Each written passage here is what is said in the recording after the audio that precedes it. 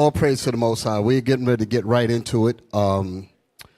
Tonight's lesson, class, lecture, however you want to call it, because it might be all three of those, is entitled The Curse of the Absence of Fathers. So, the curse of the absence of fathers.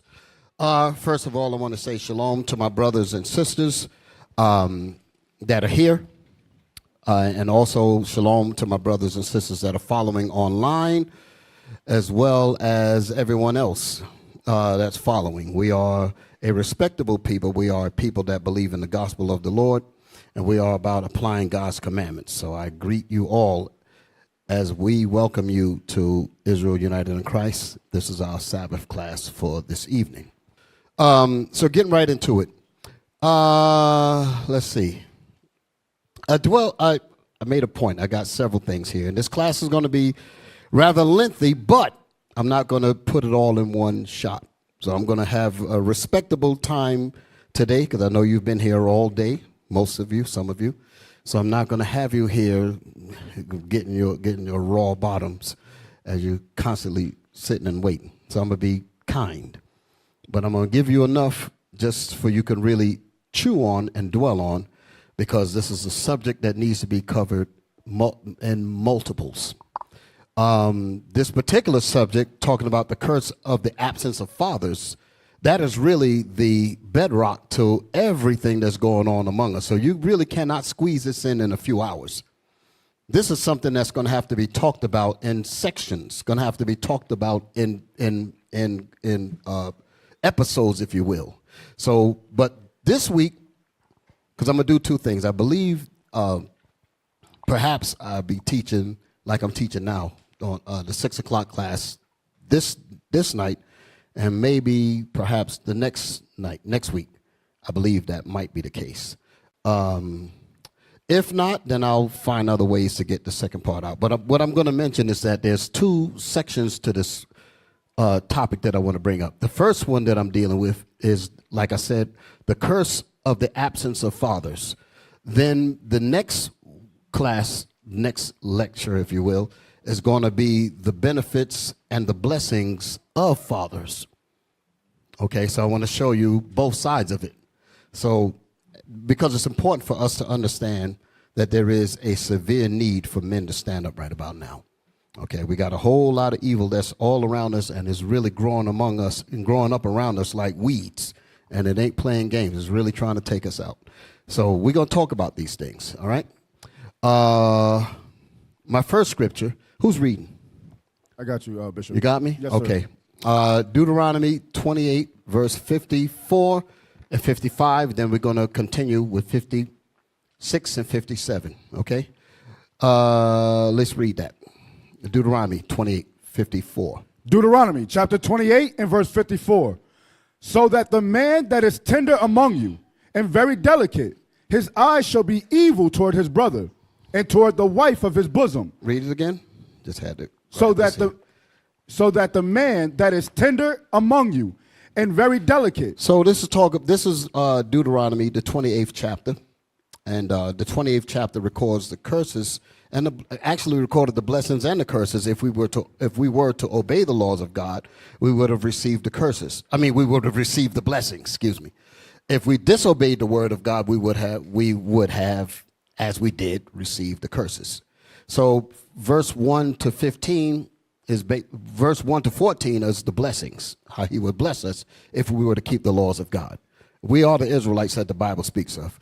Verse 15 to 68 records the curses, letting you know that these laws were given to us on condition. Okay, the conditions, if we kept the laws of God, we'd be blessed. If we broke the laws of God, we'd be cursed. So verse 15 to 68 records the curses, primarily all of the curses that's recorded in the book of Deuteronomy, the 28th chapter, is a good majority of the curses that happen to us. But there are other chapters that also gives the curses in detail, and even more curses, okay? Like the book of Leviticus, the 26th chapter. There's more curses in there. That's absolutely severe. You know, curses all throughout the Bible because of our disobedience. So one of those curses was that our fathers were going to be missing. Now, as we read this, we're reading about it in the time period of when Rome besieged Jerusalem. That's the section of this chapter here that it's talking about in the 50s. In Deuteronomy 28, 54, 55, it was making an initial point of what happened to us when we were in Jerusalem when Rome came in to destroy us, okay, and when Babylon, because it actually happened twice. So let's read that again. I'm going to make the point not only that it deal with the initial time period of Babylon and Rome, because I'm talking about the two different time periods, but it's also written in a prophetic sense to talk about what's going on here in Babylon the Great and what happened and how these curses and this particular curse affected us here. Read. Deuteronomy chapter 28 and verse 54. So that the man that is tender among you and very delicate, his eyes shall be evil toward his brother and toward the wife of his bosom. So that's the curse. That's a curse about the man. The curse that happened to the man was that his eye, read it again. So that the man that is tender among you and very delicate. So that the man that is tender among you and very delicate, goodly man, solid man. Understand why it's saying it that way, because read it again. I'm going to just get into it just a little bit more, because we're going to go through this lesson in a little bit of psychology, meaning that I really want to get inside the minds. I'm not just going to read scriptures at you. You dig it? Yes, I want you to really think. I'm like what Bishop Kanai said. I don't want just, me just speaking and everybody just sitting there like bumps. You understand? I want y'all to feel it. And I want some participation. Going to be asking some things. And while I'm on that subject, I was speaking about Bishop Kanai in terms of how this particular lesson prompted my thinking was because over the past couple of months, I would say, we've been really dealing with a level of wickedness that has been unfathomable. I go with that word again. I got to get those. It's a tongue twister to me, but I know what I'm trying to say, right? It's unthinkable. There's some of the stuff that we've had to deal with. So I have to deal with those things. And when I say I have to deal with those things, I have to deal with them from a perspective of us being vigilant to make sure that these kinds of spirits are not among us. Okay? We have to be on the lookout. That's why I remember when Deacon Semachiah was speaking, he made the point about you soldiers. He said, you officers, you men that's in here, y'all have to be a part of this work. Pay attention to what's going on in the body. Don't just lean upon me or a couple of the leadership up here. Everybody has an incumbent responsibility to be vanguards for this truth and protect the sanctity of this gospel. Okay, that's a charge to all of us, and that's the reason why I was making that point about we got to go through the records, go through the files, go through the evaluations to make sure that everybody's doing their job. And the reason why that's important is because we have a hell of an enemy out there that's trying to literally kill us, and we really have to get our minds in gear with what's happening. So I'm on that binge, if you will. When Bishop Kanai brought it up, or Deacon Abiel brought it, even Bishop Nathaniel. We all, I remember after the Day of Atonement, everybody kind of was on the same chord and didn't realize that we were. Because neither one of us contacted each other to say we were going to speak about this, we were going to speak about that. The Spirit just said, you know what, I want y'all to deal with this. Boom. And that's how it's been, okay? So I'm just continuing that because I know it ain't over. It ain't over. The wickedness is still around. It's still looking to get some get back. I understand that. So brothers and sisters, we have to be on our A game. So I make that point as to why particularly I'm dealing with this. Like I said, I dwelt on this topic because I felt that it was particularly important to focus on right now the state of the flock when it comes to us dealing. So we're going to read that next. But let me finish up with this Deuteronomy. Deuteronomy chapter again? Yes. 28 and verse 54. So that the man that is tender among you. So this is a lesson that's being said to the Israelite men and the women that was on Mount Sinai when Moses spoke to us, like when you read Deuteronomy 1:1. He said, these be the words which Moses spake unto all Israel on this side of Jordan in the wilderness. So he was actually speaking to us, and these particular words were the words that were being extended to us through Moses from the Most High. Read it again. So that the man that is tender among you and very delicate. So there was an understanding from the women that our men were tender. I ain't talking about tender like this gentleman crap out here, all feminine, feminized. I ain't talking about that. I'm talking about men of righteousness, men of renown, men of integrity. That's the tender, and that's the kind of man we're talking about. Men that are to be respected, that were respectable men. That's the kind of men we have to be. Read it again. So that the man that is tender among you and very delicate. And very delicate. Go ahead. His eye shall be evil toward his brother. So a good man will be turned into a nooker because of the curses. That's what we've been dealing with. Come on. And toward the wife of his bosom. And he shall also be evil to his wife as well. That's a curse. This is what's happening to us. Come on. And toward the remnant of his children. And also he shall be evil toward the remnant of his children. Come on. Which he shall leave. That which he shall leave. Now, again, this was talking about the initial point because he left his children during the time of the siege. When the Romans came in, when the war came down, he left the family. Imagine that. We men don't do nothing. We don't do that.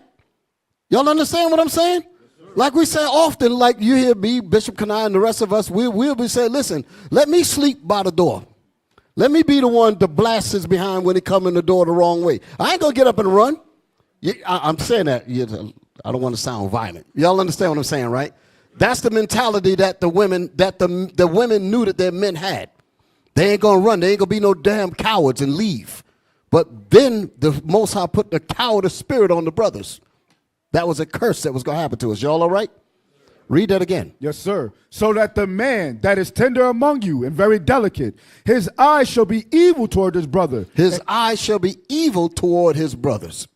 Go ahead. And toward the wife of his bosom. And he shall also be evil toward the wife of his bosom. Come on. And toward the remnant of his children. And he shall leave his kids. Leave his kids. You don't fight or nothing. You just leave your kids in the fire. You sisters don't want no men like that, do you? Nobody. We don't need that. Come on, read. And toward the remnant of his children, which he shall leave. And toward the remnant of his children, which he shall leave. Because that's exactly what happened then, and it's happening now. Now, brothers getting women pregnant and just leave them be. Same damn thing. And what is he running from? Because his life might be a little bit inconvenienced because he don't want to pay for the kids. He don't want to pay to bring this child up, but yet you lay down with the woman. But I say that because you women, I'm speaking to all the women now. You women have to have enough sense to don't allow somebody to get between your legs to get you pregnant and then give them the ability to just leave. That's the reason why we tell you, sisters, if you don't, you got to, like Bishop Kanai said. He said, listen, man, I couldn't been a woman. This was him talking. He said, I'll make you brothers pay for every damn thing. You wouldn't get away with nothing. Huh? You got to pay for this. That's how he would say it, right? You're going to have to work yourself up for this here. You understand what I'm saying? Marriage, lockdown, house, everything. You getting locked in before you get this. Because a woman is supposed to know her value. She's supposed to, men have wars for you women. And you cheapen yourselves by letting somebody just talk a hole in your head.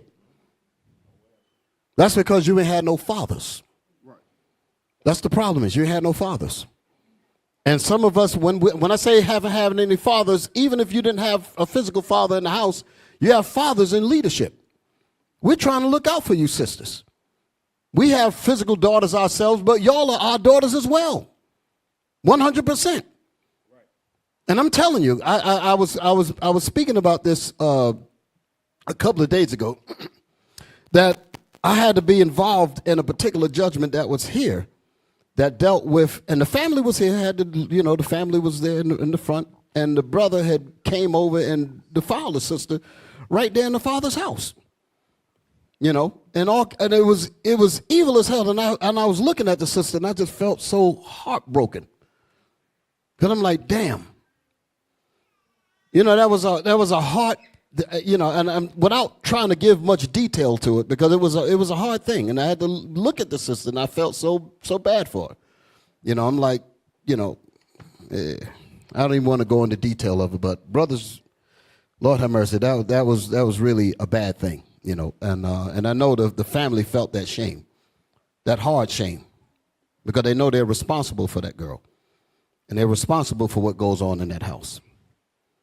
Okay, and when brothers slide in undercover like a damn snake, and then you left with the aftermath of your sister, of your daughter all broken up in the mind, that'll make you want to go to war, man. I'm telling you. I'm telling you. That'll make you want to go to war on a lot of levels. Okay, so let me get back to this thing. Read that thing again. Yes, sir. Verse 54. So that the man that is tender among you and very delicate, his eyes shall be evil toward his brother. His eyes shall be evil toward his brother. Come on. And toward the wife of his bosom, and toward the remnant of his children, which he shall leave. Which he shall leave. He walked away from his responsibility. Go ahead, because he had no father. Go ahead, in his mind.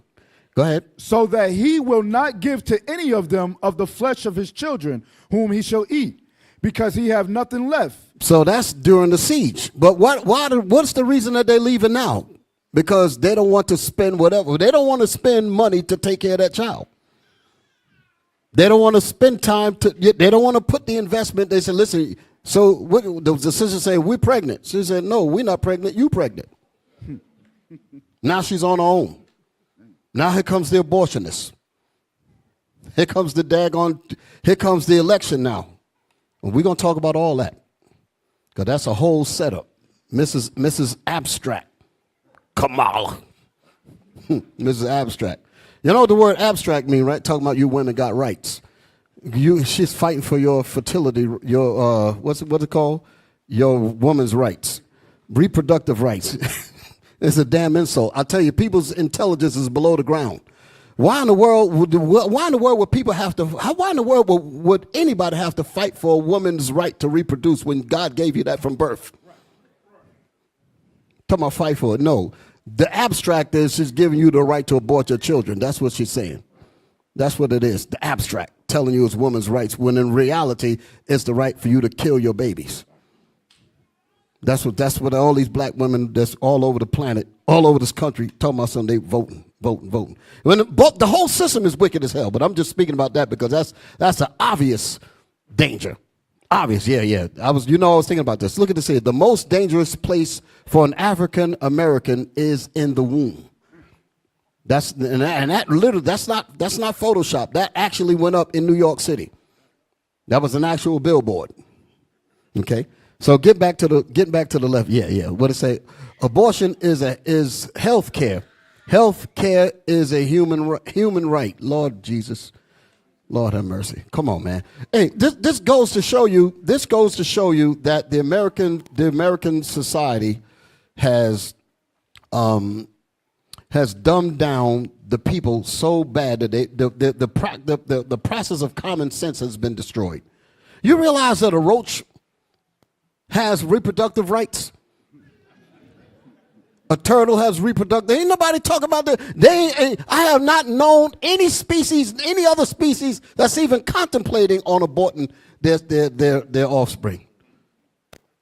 A bat that can't even see could give birth. A cockroach could give birth. They ain't got to fight for no doggone.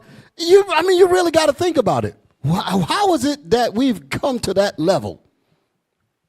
We've come to that level. I'm not deviating. I'm gonna get back to my lesson, but these are the kinds of things that I was thinking about. And it's abstract to call what it is murder. You're gonna call it a woman's rights.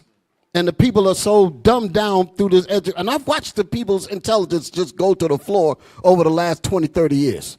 People are becoming dumber and dumber and dumber, where they don't even realize that, wait a minute, why in the world did I have to fight for the right to have a baby when bats don't have to, crocodiles, birds, bats, cats, and they just have it all. There's no problem at all. But all of a sudden, I need reproductive rights to kill my baby. You stupid as hell. You are the product of the American dumbed down system and can't think worth a damn. And then they put these people in front of you talking about something, they're going to fight for your rights. Lord have mercy. Lord, come get us. Get us out of here. This damn place is crazy as hell. Get us out of here. Finish reading. Deuteronomy chapter 28, verse 55.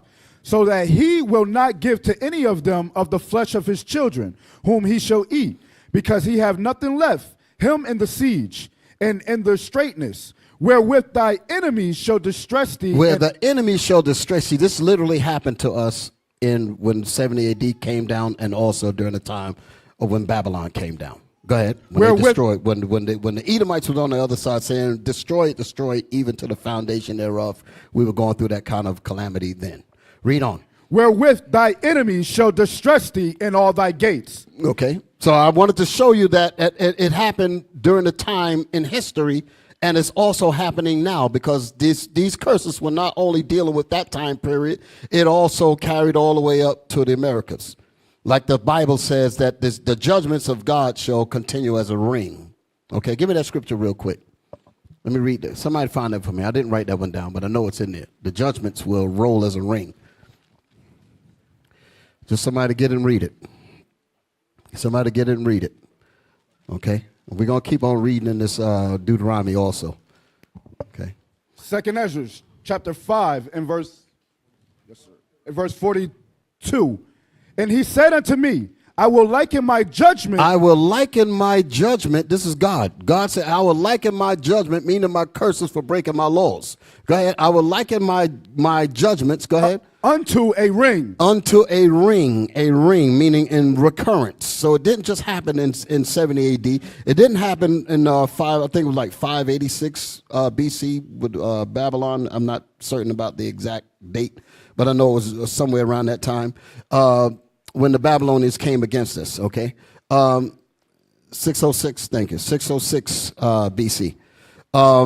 So we're talking, the curse is happening then, and it's also coming up to now. It never changed, okay? It's constant. Read it again. And he said unto me, I will liken my judgment unto a ring, like as there is no slackness of the last. There is no slackness of the judgment when the Most High brings it in each time, in each generation. So we're going to feel those curses, even though we're not over where we were before, but those same curses followed us on the slave ships, followed us in the deep south, in the cotton fields, followed us getting our backs whipped, followed us in the ghettos, followed us in these educational system, followed us in the jails, followed us on the corners with the dope needles stuck in our arms and stuff like that. Followed us. Read. Even so, there is no swiftness of the first. Ain't no swiftness. The Most High going to make sure that we're going to feel all the dregs of the cup. That's what it's talking about. We're going to feel it. We're going to feel it. So these are the curses that happen to us as men and as women. Read on. Verse 43. So I answered and said. No. Go back. Go back to Deuteronomy. Yes, sir. Deuteronomy chapter 28 and verse 56.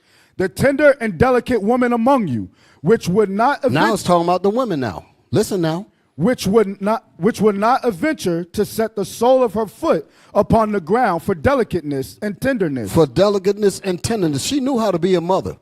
She knew how to be a wife. She was taught those things. Of course, we started going off, but initially she was taught that thing, just like the brothers was taught how to be properly in their tenderness, so to speak.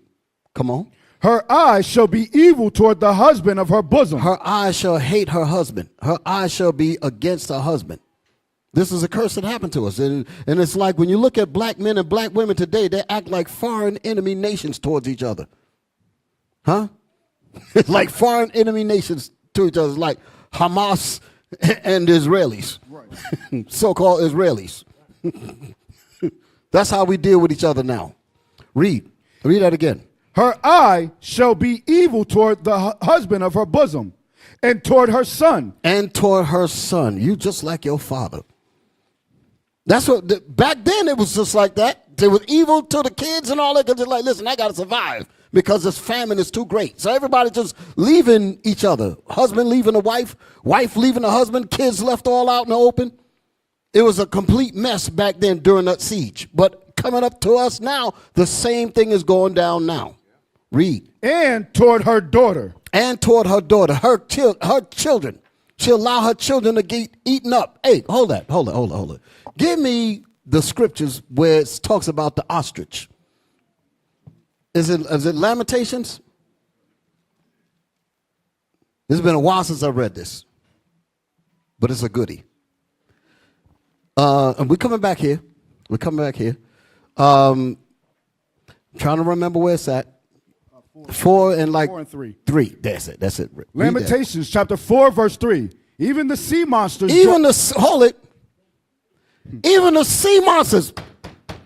Wait a minute. Didn't I just got through talking about that? The damn sea monsters don't abort their babies. Bring it out. The damn the snakes, the bats, sharks, none of them abort their babies. Read that again. Even the sea monsters. Even the sea monster got better sense.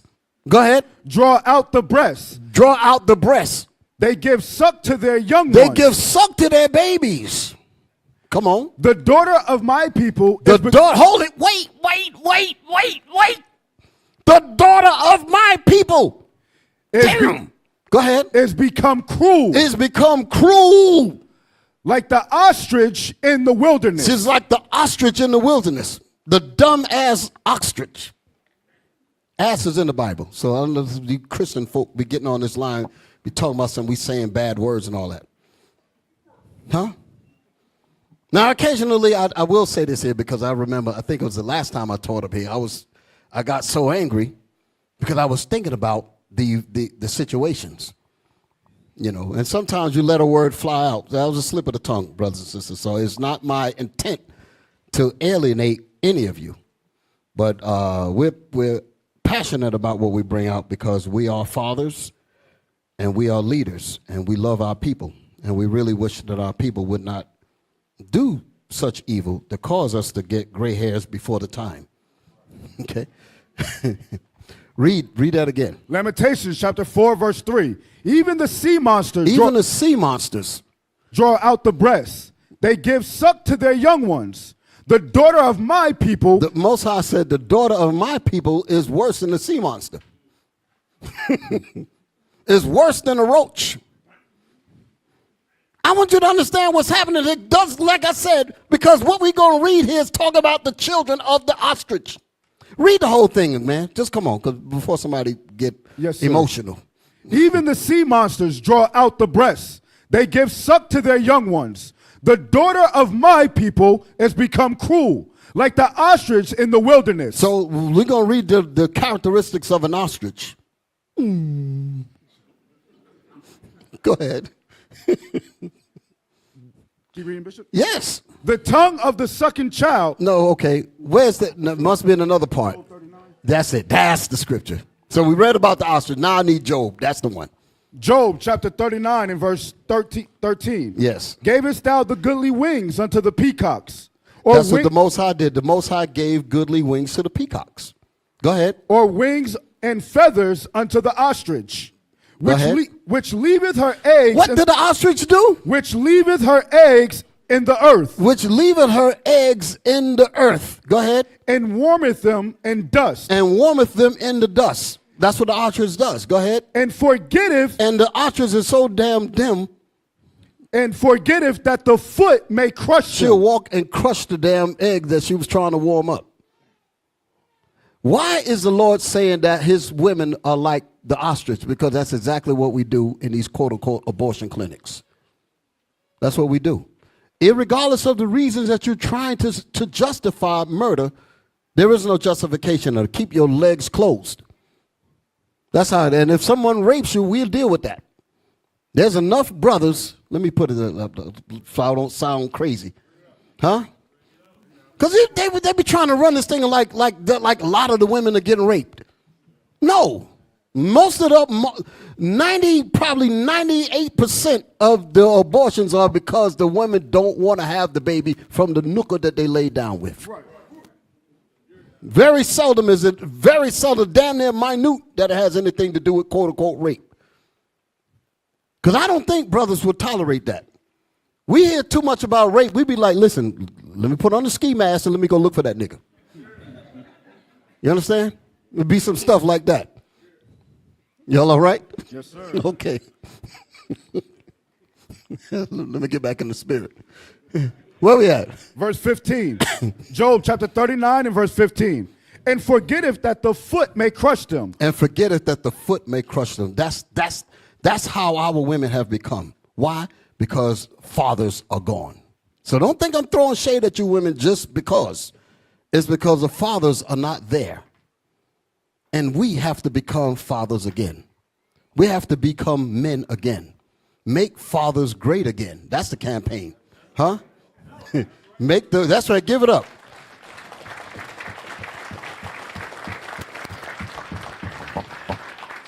Make fathers great again.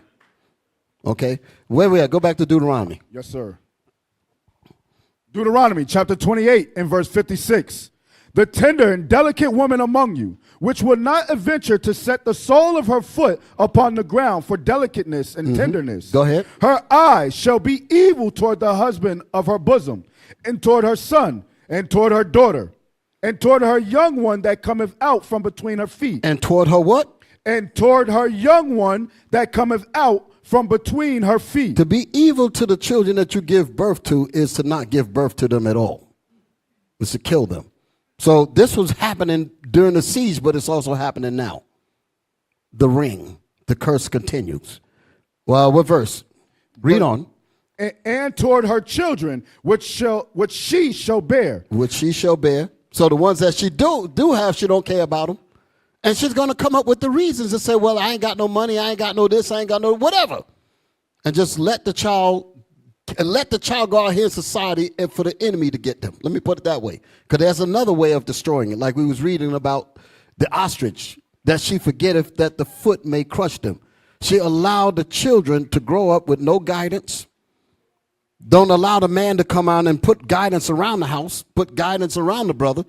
Gonna call him all kind of BANs and all types of stuff. When he's trying to raise your child up right, you want to kick him out. You want to do all kind of evil to him. And then the child grows up with no kind of structure, no kind of laws, no kind of knowledge, self-respect, nothing. And the moment they get out here, everybody plays them like a damn harp. Everybody plays them like play your daughters like she's a piece of meat. And the same thing happened with the sons. Have no knowledge. Fathers didn't bring them up. He goes out here and he gets played up and down all throughout the society. End up selling drugs and in jail.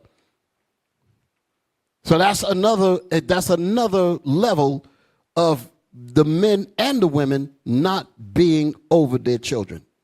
And you the one that had them. You weren't raped.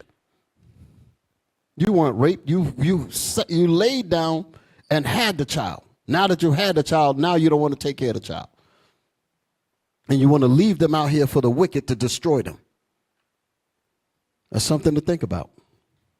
Where we at? That's it. That's it for that, right? A little bit more on 57. Come on, let's finish. For she shall eat them for want of all things, secretly in the siege and straitness, wherewith thy enemy shall distress thee in thy gates. That was going back to the time period of what I was talking about when Rome came in. So again, the judgments happen as a ring. So it not only happened then, it's happening now. And you got to be able to articulate how these curses then affect our people now.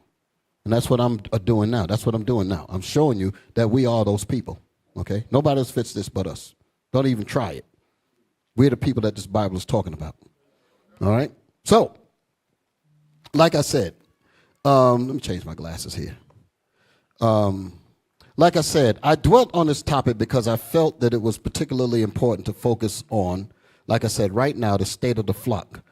And when I say the flock, I'm speaking about the women and the men of IUIC on one level, and I'm also speaking about our brothers and sisters that follow us online. Okay? Because I know a lot of our sisters support, a lot of our brothers support from online. I'm also speaking to you too. Okay? My job and our job is to be the shepherds, to guide the sheep properly, to feed them, to make sure that the enemy don't get to them, and to protect you from some of our own brothers that come in with a warped mind. Some of the sisters come in with a warped mind that don't want to change. Some of the brothers come in with a warped mind. It's our job to intervene, to make sure that we straighten those brothers out, to put them on the right path so that they can deal righteously with our sisters, and for the sisters to not come in be laced with all kind of lust and all types of stuff that they've seen on TV and all that, and coming in here and trying to tempt the brothers. We don't need that either. Sisters, get your mind right. Brothers, you get your mind right. That way we can have the proper nation that the Most High wants us to have. That's our job. Okay? Because that is in that action is what Christ wants. That's called repentance. That's called change. That's what the Lord is requiring. And once we do that, then we are fit for the kingdom. He's not going to give us the kingdom to rule the kingdom if we don't even know how to act among ourselves here right now. So we got to learn now before we get to the kingdom. Y'all all right? Yes, sir. All right. So like I said, we have an understanding that when we eventually join the physical congregation, I'm speaking to our brothers and sisters that's following us online now, who have not yet joined us. I'm speaking to them. We have an understanding that when our brothers and sisters finally do come through the doors, many of them will have multiple sins within them that must be purged out. And when I say purged out, because we were all sometimes foolish. When they come in, we have to deal with them properly to make sure that they can adjust and that they can get their minds right, men and women. So that's what our goal is. And when our brothers and sisters come in, they're going to deal with three things. Okay, and also, when I talked about when they come in, there's a scripture in the Bible, the parable of the sower and the seeds. Okay, the book of Luke, the 4th chapter, I believe, goes into that, and it talks about the 4 different types of Israelites. You had the first group got cast by the wayside. The second group fell on stony ground, and the third group got caught up in, the thorns, right? The cares of the world and the lust of other things. But the fourth group is the one that's going to make it to the kingdom. So those three is going to involve a lot of trials. Those three, all of them, actually all 4 of them is going to go through it. The last group is going to survive the trials and actually make it into the kingdom. The first 3 is going to go through, like we all had to go through. You're going to go through your own personal trials when you come through these doors. Brand new women, brand new men. You're going to have your own personal trials of you simply trying to adjust to the discipline of you just being here on time, for an example. To adjust to the discipline of studying.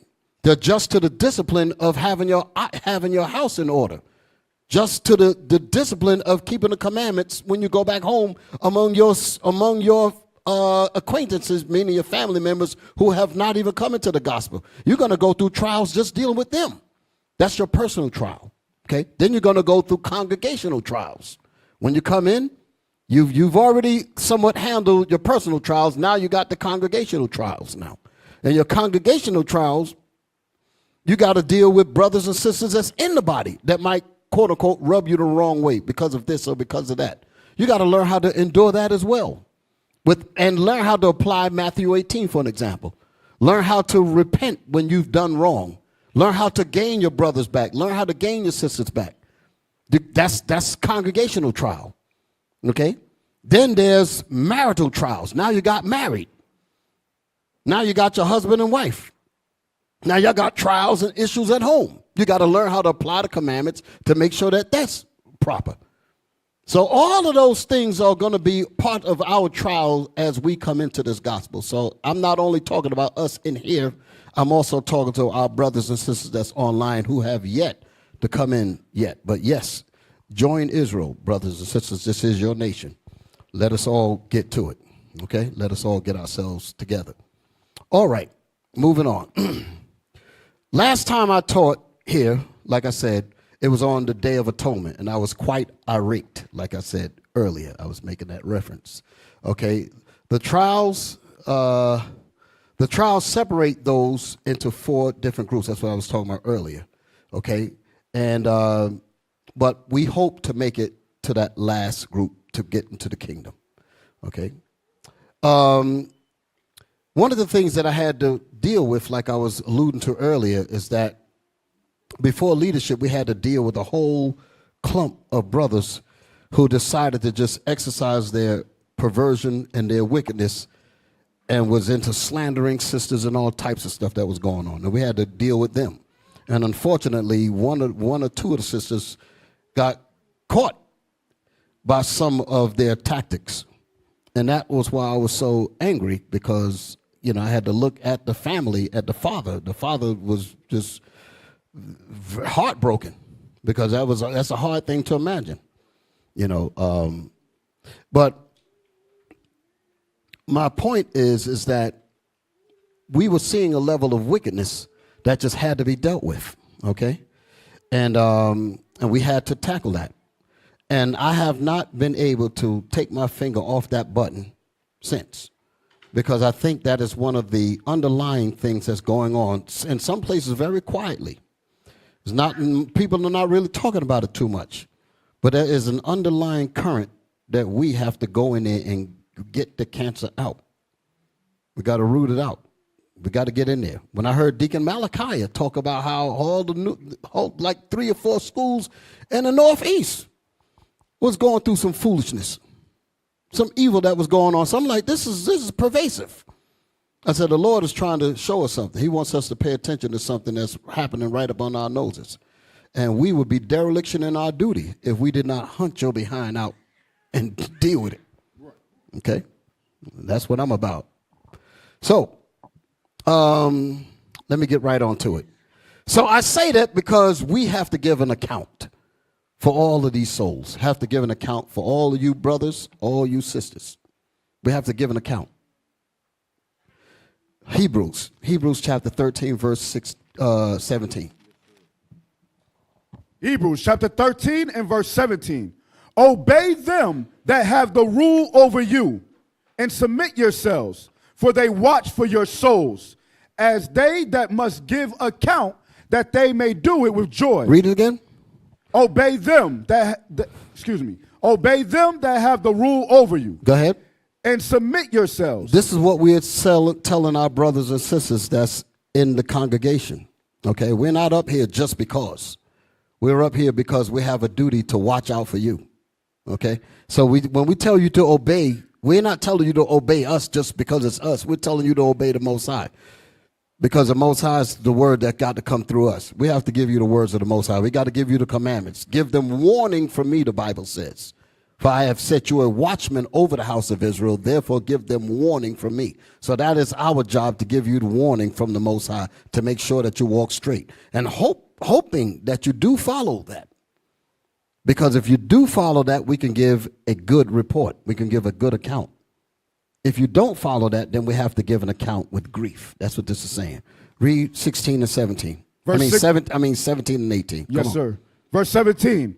Obey them that have the rule over you. Go ahead. And submit yourselves. You're submitting yourselves to God. You're not necessarily submitting yourself to us or me. Go ahead. For they watch for your souls. For they watch for your souls, because the one that's going to destroy your soul is the Most High if you're not obeying his word through the leaders.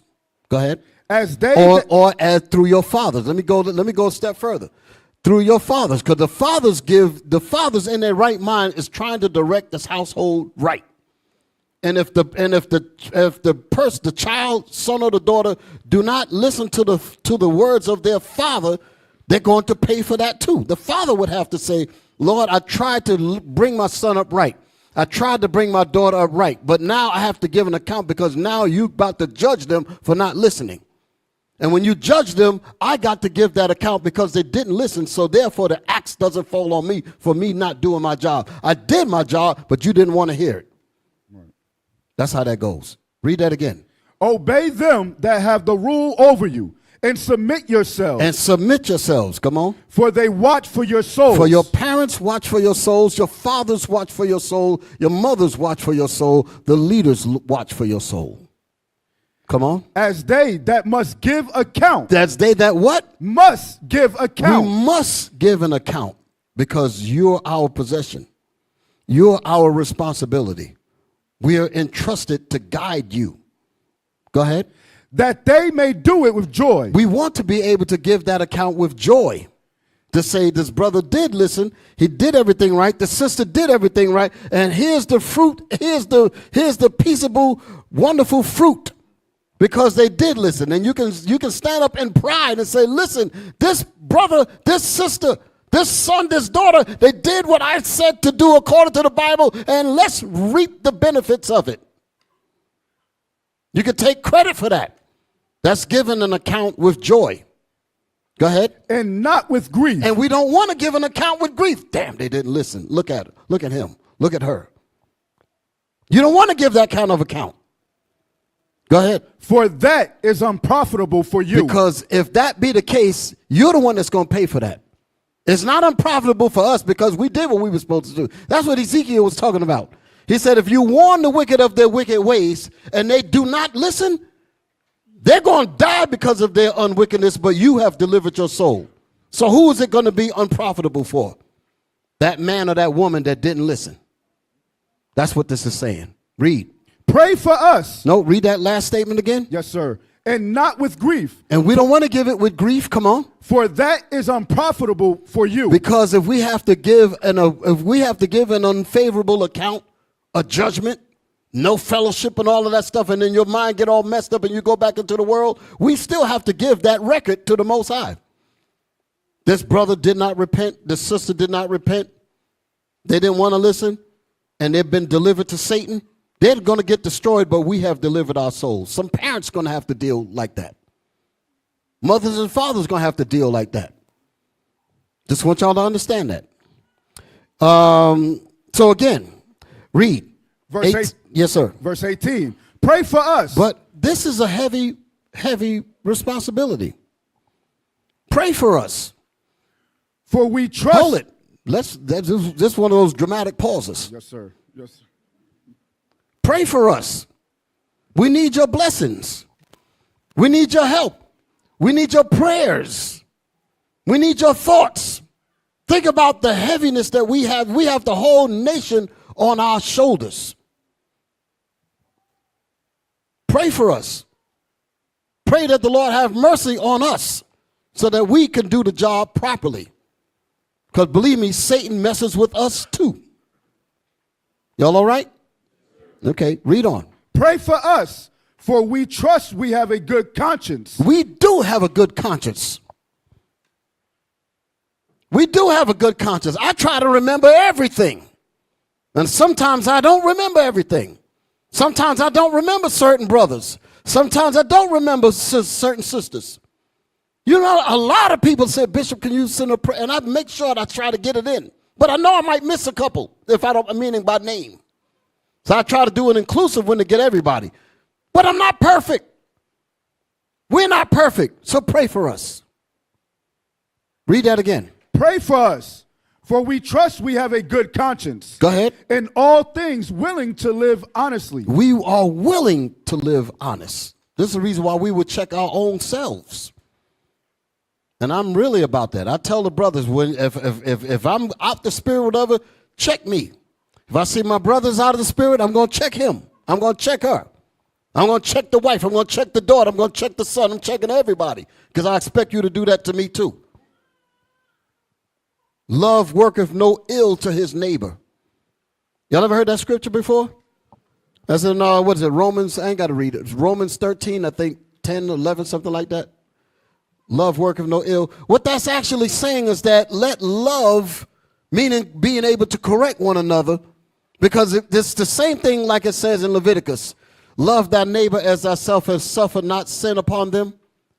To suffer sin upon them is you working ill to your neighbor. That's my point. If you allow your brothers to remain in sin, if you allow your sisters to remain in sin, you are allowing hate. You're showing hatred to that brother, and because of their non being corrected, they will be emboldened to remain in sin, which will be their detriment. But you say you love them.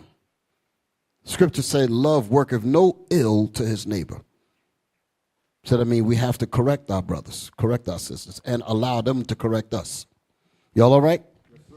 All right, moving on. Give me Proverbs, because I made the point earlier when I said that we have to know the state of the flock. And that's why I was making a point to say that that's what somewhat prompted me to deal with this particular subject, was because we need to know what's going on in the body. And when I say the flock, I'm talking about the women and the men. I know the Bible in a patriot sense, you know, like the scripture says, the flock of my pastor are men. But the flock includes not only the women, including the men. It deals with the women too. We got to know what's going on with them. Y'all all right? Yes, sir. Okay. Read that, Proverbs 27 and 23. Yes, sir. Proverbs chapter 27, verse 23. Be thou diligent to know the state of thy flock. Be thou diligent See? I have to slow down every once in a while because you got to break the words down. You just can't just read through that. Be thou what? Diligent. Stop. Be thou diligent. You know what it means to be diligent? Mean go into detail. Ask questions. Demand answers. Don't give me that my bad stuff. Oh, I didn't mean to do it. No. Tell me why you did it. I want to know the reason behind your thinking. But damn, I don't want to be in the room with Bishop. He asked too many damn questions. Yeah, because I'm trying to help you. The doctor going to ask you so many questions, right? Yep. How did you get hurt? What were you doing the last time such and such? He's going to ask you a whole series of questions. But damn, what doctor asked too many damn questions? The reason why he asks the question is because he's trying to diagnose how to make sure that don't happen to you again. Diligence. Due diligence. That's a word. Due diligence. Read it again. Be thou diligent to know the state of thy flock. So it's our job to be diligent to know the state, the mind state, the mental state, the psychological state, the spiritual state, the physical state. You want to know all of these things. As a leader, you're supposed to ask those questions. What's going on? You're too quiet. How come you're sitting over there? How come you all way over there? You can't. We're trying to talk to you. We need to know what's going on. It's my job to know. It's my job to know why that alarm is going off over there. I'm just kidding. Y'all all right? Yes, sir. Someone's alarm clock is ringing on. That's all right. Huh? Yeah. Hopefully it's prayer time. That came from the women's side, too. I hope that ain't no reminder to read the next chapter in their Harlequin romance books. I went back too far, didn't I? How many of you sisters know about that Harlequin romance story, sir? Hands up. Hi. See that? See that? Hey, they got the alligator arms now. So.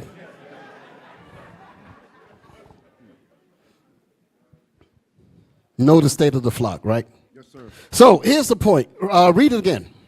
Verse 23. Be thou diligent to know the state of thy flocks, and look well to thy herds. And look well to thy herds. Come on. For riches are not forever. Okay, read that 23rd verse again. Yes, sir. Be thou diligent to know the state of thy flocks. So that's what we have to do. We need to go deep to make sure that we learn exactly what's going on. Okay? Because our objective is to help you. Okay?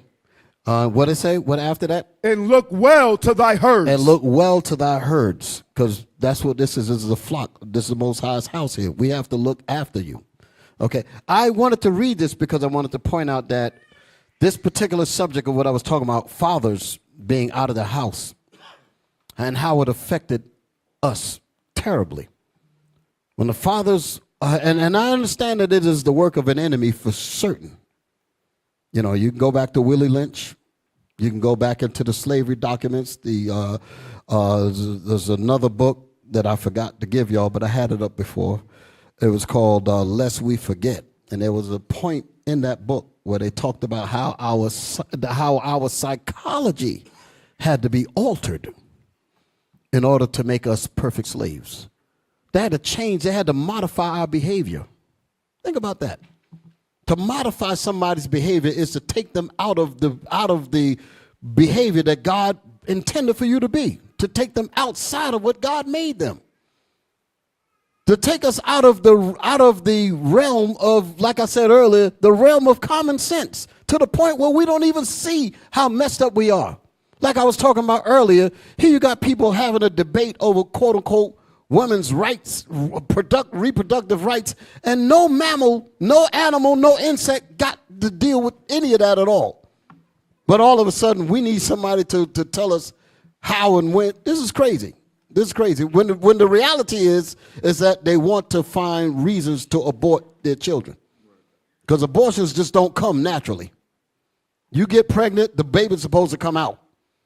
The word abort means to stop something that occurred.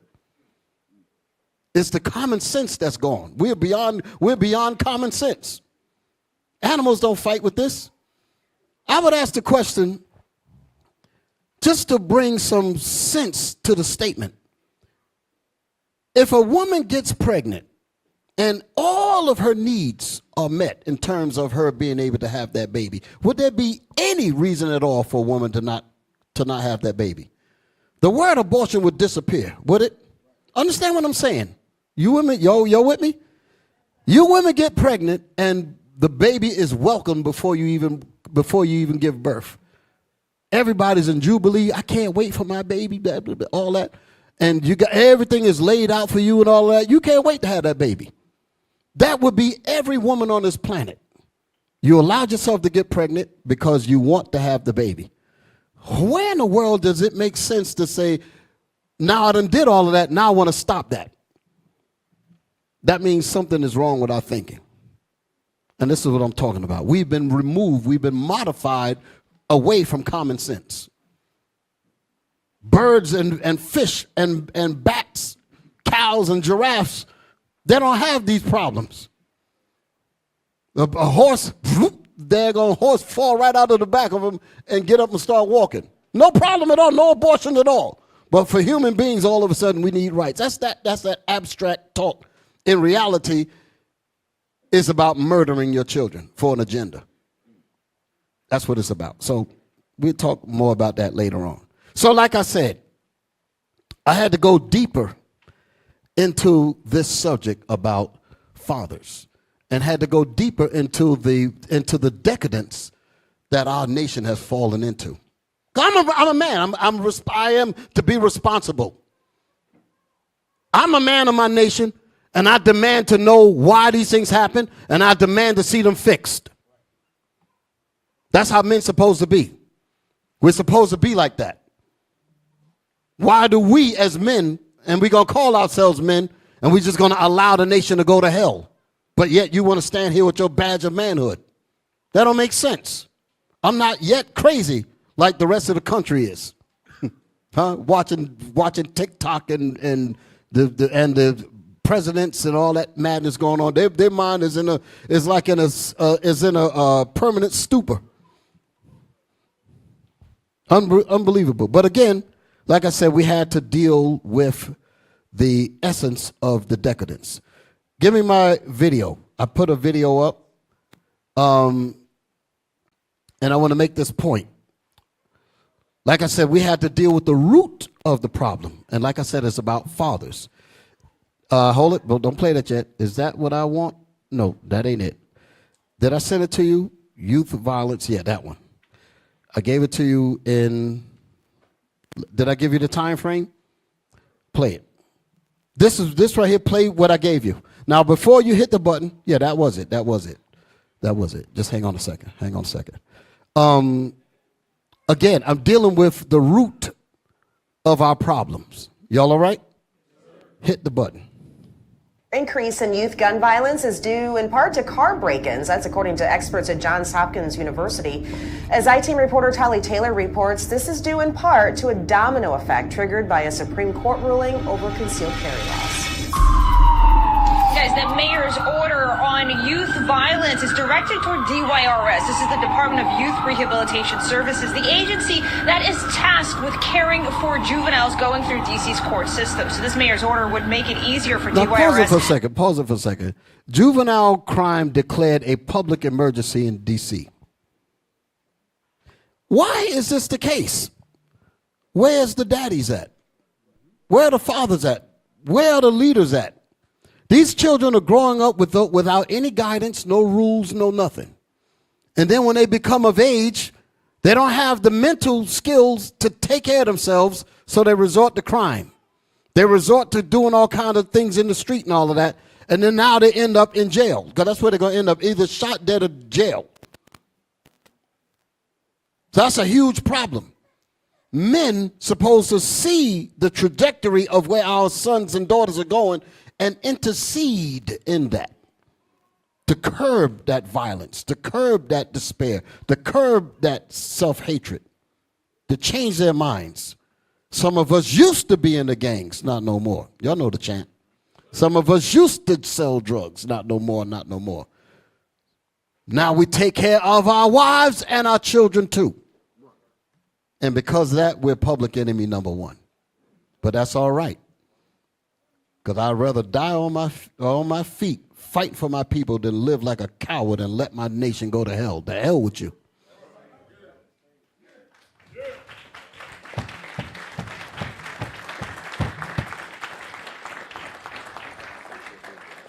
Okay. Okay. Play on. To procure more beds to hold juveniles. This order Wait a minute. recognizing Wait. Slide that back again, just a little bit. That's the part I needed. with care. Go The ahead. mayor's order on youth violence is directed toward DYRS. This is the Department of Youth Rehabilitation Services, the agency that is tasked with caring for juveniles going through DC's court system. So this mayor's order would make it easier for DYRS to procure more beds to hold juveniles. This order recognizing... Stop. Did y'all hear that? What did y'all hear? They need more beds. They said they need more beds because the children are getting too damn crazy. That's what they're saying. So in other words, we need more beds. We need more jails. We need more police. We need more bullets. Damn. We need more, I can't say, the jab. Can't even say the word, right? We need more bad education. We need more things to destroy them. We need more abortions. It all fit. That's how they talking. Play on. The increase in both youths committing violent crime in the district and also becoming victims to it. Juveniles increasingly at the center of many of those high-profile crimes. The community demanding answers from city leaders about how they plan to stop all of this. The prophets have the answer. Come on.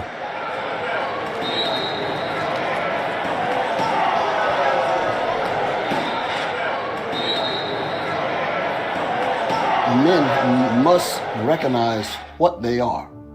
When I say men must recognize what they are, men are inventors. Men are builders. Men are planners. Men are architects and engineers in spirit. And whenever there's no vision, all of those things that we are, we're builders, we're architects, we're designers, we cultivate, we build. Those things are in all men. But whenever we cannot exercise those things that are just bubbling to get out, where there's no vision, where you can't make it happen, it makes the mind sick. So that's what drives the whole thing, the violence. And that's when we end up turning on each other. We're like, look, I can't get these dreams off. I see everybody else on TV. I see Esau, this and that and the other. We envy the foolish, those kinds of things. But now when we want to do something, we can't get it done. What we're going to be discussing is serious issues in our area. And we want to have serious conversations with serious individuals that are about solving the problems.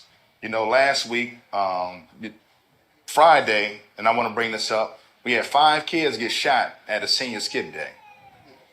And what we're going to discuss, the issues that we're going to discuss, they're not prevalent in any other community. So the solutions that are going to be required are going to be different because we have a different set of problems in our community. And that's why we want you brothers and sisters to hear, and we want to have adult conversations and serious dialogue, not just to be in here talking, but really getting down and understanding, why do we do these things? Why do our young men, now women, act out in a violent fashion? So this youth, it used to be synonymous with the young men, youth violence, but now what we're seeing, particularly in this area, that our sisters and now young sisters are partaking in the same thing.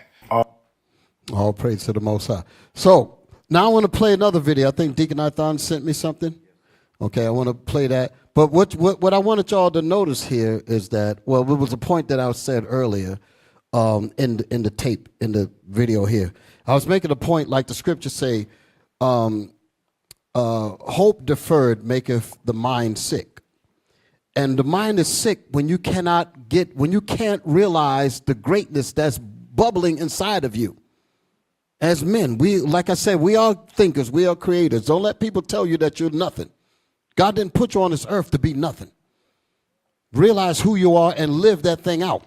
But as you're trying to live that thing out, because you don't have the full scope of what's going on in the society, you know that there's a greatness in you, but you feel that oppression. You feel that repression. You feel that holding back, that discrimination and all the rest of it. And you want to be able to let it out. but you feel restricted. You feel held back. You feel like your greatness is being retarded backwards, and you're trying to move forward.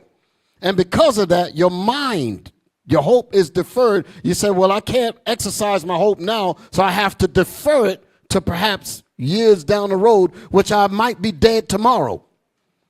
So that would drive you crazy. That's the heart that becomes sick. Your mind becomes sick. You end up in the psych unit. You end up taking all types of drugs. Give me that dope. Give me that alcohol. Give me those barbiturates. Give me those chemicals so that it could take my mind out of the reality of not being able to do the things that I want to do. Put me to sleep so that I don't have to live with the reality of not being able to be a man. And when that happens, and then at the same time you're being told you're not a man, you can't take care of your kids, you can't support your family. Look at you, you're this, you're that, and that'll drive you crazy. But damn, what am I going to do? I know what I'm going to do. I got these guns on tap. I got this dope on tap. Understand what I'm saying, what I mean by that, because those things are supplied to us in the community, given to us. Go ahead and make some money. Rob, steal. Sell dope. And that's what our people end up doing. And where are the fathers to curb this? They're gone. They're in jail, dead. Some of them been turned out into homos and all types of other stuff. And this is really bleak. But I tell you one thing, and I want all of y'all to keep this hope. What man has deemed as garbage, the Most High could turn us. I'm trying to think of a scripture. I know it's a scripture that says that. What you have deemed garbage. No, I was thinking about the dream with Joseph. But I know surely you're turning of upside down. Give me that one. I'll use that one. Isaiah. Let me read that before I read this here. Because all of this could be turned around. Isaiah chapter 29 and verse 16. Read 15. Verse 15. Woe unto them that seek deep to hide their counsel from the Lord. Woe be unto our enemies that sought deep to hide their counsel of destroying us in their secret meetings. Read that again. Woe unto them that seek deep to hide their counsel. To have their secret counsels. Go ahead. From the Lord. From the Lord, thinking that the Lord didn't see it. Go ahead. And their works are in the dark. And they figured that their plans to destroy us is in the dark, like this campaign that's going on. Either side is meant destruction for us. Either side. But Kamala is worse because she's talking about immediate murder right there in the clinic. Right. And 80% of the clinics are in our neighborhoods. Planned Parenthood, 80% of them are in the quote-unquote minority neighborhood. 80% of all of them is in the black community. And Esau gets fertility clinics. I've seen them. I worked in a hospital, and only people that come and want to go to those fertility clinics is Esau. 20 years I've been seeing this, and I ain't seen a black person yet come in there and ask for that thing. None but Esau. Come on. And their works are in the dark. And they figure that their works are in the dark, like nobody sees them. Go ahead. And they say, who seeth us? And they say, who sees us? That's how they have their secret meetings. Go ahead. And who knoweth us? And who know what we're doing? Surely your turning of things upside down. This is what they did to us. They want us to believe that there is no future for us. They want us to believe that the order is fixed, that the status quo is insurmountable, that is intransigent, that it can't be moved. Read that again. Surely your turning of things upside down shall be esteemed as the potter. Surely your turning of things upside down. You got my people on the bottom and got them thinking that they'll never get out of this thing. The Lord said what? Shall be esteemed. Surely your what? Surely your turning of things upside down shall be esteemed as the potter's clay. The Most High is going to rebuild this. He's going to take the mold of clay and going to rebuild us back into those fine men and fine women all over again. But this is the process of how we got to do it. We got to work a little bit. Y'all all right? We got to sweat. We got to labor.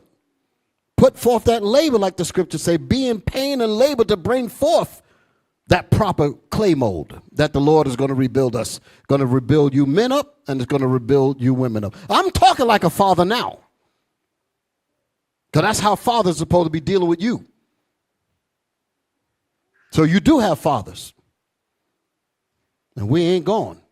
But a lot of us have lost our fathers over the decades and over the years, and we thought it was all over. So we need to examine what has happened as a result of the fathers being missing so that we can know how to fix the problem. Y'all all right? Yes, sir. Okay. That's it? It's a little more, Bishop. Read. Surely your turning of things upside down shall be esteemed as the potter's clay. Shall be corrected as the potter's clay. Go ahead. For shall the work say of him that made it, he made me not? Or shall the thing framed say of him that framed it, he had no understanding? No, because the Most High is the one that's over the clay. He's the potter over the clay. He's going to make one clay mold to honor and another one to dishonor. Right now, they got us as the dishonored clay. Like they're the honor. The Most High getting ready to turn that whole scene around. That it? Yes, sir. Okay. Let's go to the video. Now, What do you think? Now, this is a situation where you got kids who have grown up without fathers. And this is the result of what it's like. And I'm watching this for the first time. I'll always like to preview these things, but I didn't get a chance to preview this. So let's trust that it's going to be right on time. Thank you, Deacon Ithon. Hit me.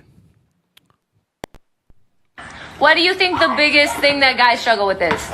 Fatherless child. Fatherless, like not having a dad in their life. Like this, I'm being real. Right, like not having a father figure. No father figure. Right. No father figure. And it's not even like no jokes, bro. My dad's in prison. My dad's in prison. Wait a minute now. My dad's in prison. Go ahead. My dad's in prison. Like, My dad is doing drugs for real. It's something about like it was one guy that didn't take care of his kid. He had kids. He didn't take care of his disciples. We live in these like shitty areas with no father figures, bro. people like they have kids. People expect them to buy cheese, but they have a bell roll. It says, so what do you think? Go ahead. Biggest thing that guys struggle with is? What is the biggest thing? Pause it. What is the biggest thing that you guys struggle with? And the answer is fatherless child. Go ahead. Fatherless child. Fatherless, like not having Absent parents, like I would say, absent parents like not having a dad in their life. Come on. like this. Like this, I'm being real. So I'm getting ready to be real with you. I'm getting ready to let y'all know what the real deal is. Not having a dad in their life. Come on. No father figure. No father figure. No father figure, no leadership, no guide, no nothing. Imagine you as a man growing up and you got nobody to look to. You know, somebody show me the way. And this is the reason, this is why our nation is all, the fathers are so important. You can't even imagine how important a father is. Because I really want to just go around the room and just want y'all to really talk to me and tell me how important fatherhood is. Tell me, because I got my question laid down. I'm going to come to you. I'm going to bring that up. I want y'all to be able to expound on the detriments that come for not having a father. You can't even imagine it. All of the things that you would look up to try to get some sense of direction, some sense of identity, what your morals should be, what your scruples, your direction, all of that comes from a father to give you your discipline, to show you what to say yes to and what to say no to, how to be a man, how to take care of yourself, how to take care of your family, how to be a man and stand up, how to be a pillar for your family, be a pillar for your community, be a pillar for your nation. Fathers are supposed to show you that. But when that father is removed, you're basically like a ship that's in the middle of the ocean with no rudder, just going wherever the wind blows. Lost. And that's exactly why they use us on the gridiron, the basketball court, use us for all kinds of things, because we have no compass in our head to direct where we should go. That's really terrible. That's just a small answer to what it means to not have a father. Okay? What it says, no father figure. Go ahead. No father figure. And it's not even like no joke. And it's not even no jokes, bro. My dad is in prison. Go ahead. Bro, my dad's in prison. My dad's somewhere in Florida. I don't even know. My dad is doing drugs like for real. Yo, he's out here killing nookers. He's out here really doing it. Damn. Which means he's got a lifespan of about maybe 3.5 years. He gonna run up on the wrong person. The product ain't gonna be right or whatever. Yo, where the rest of the stuff, such and such. Boom. Go ahead. You don't get to retire in drug dealer business. There's no retirement. There's no pension in selling dope. Go ahead. Father figures are like overrated. It's something about like it was one guy. Go ahead, let's play. That did take care of his kids. He had kids. He didn't take care of his disciples. We live in these like shitty areas with no father figures, bro. Okay. So okay, we got enough of this here because it's like hard to keep up with, huh? Yeah. So let me move on. I appreciate you, Deacon. Let me move on.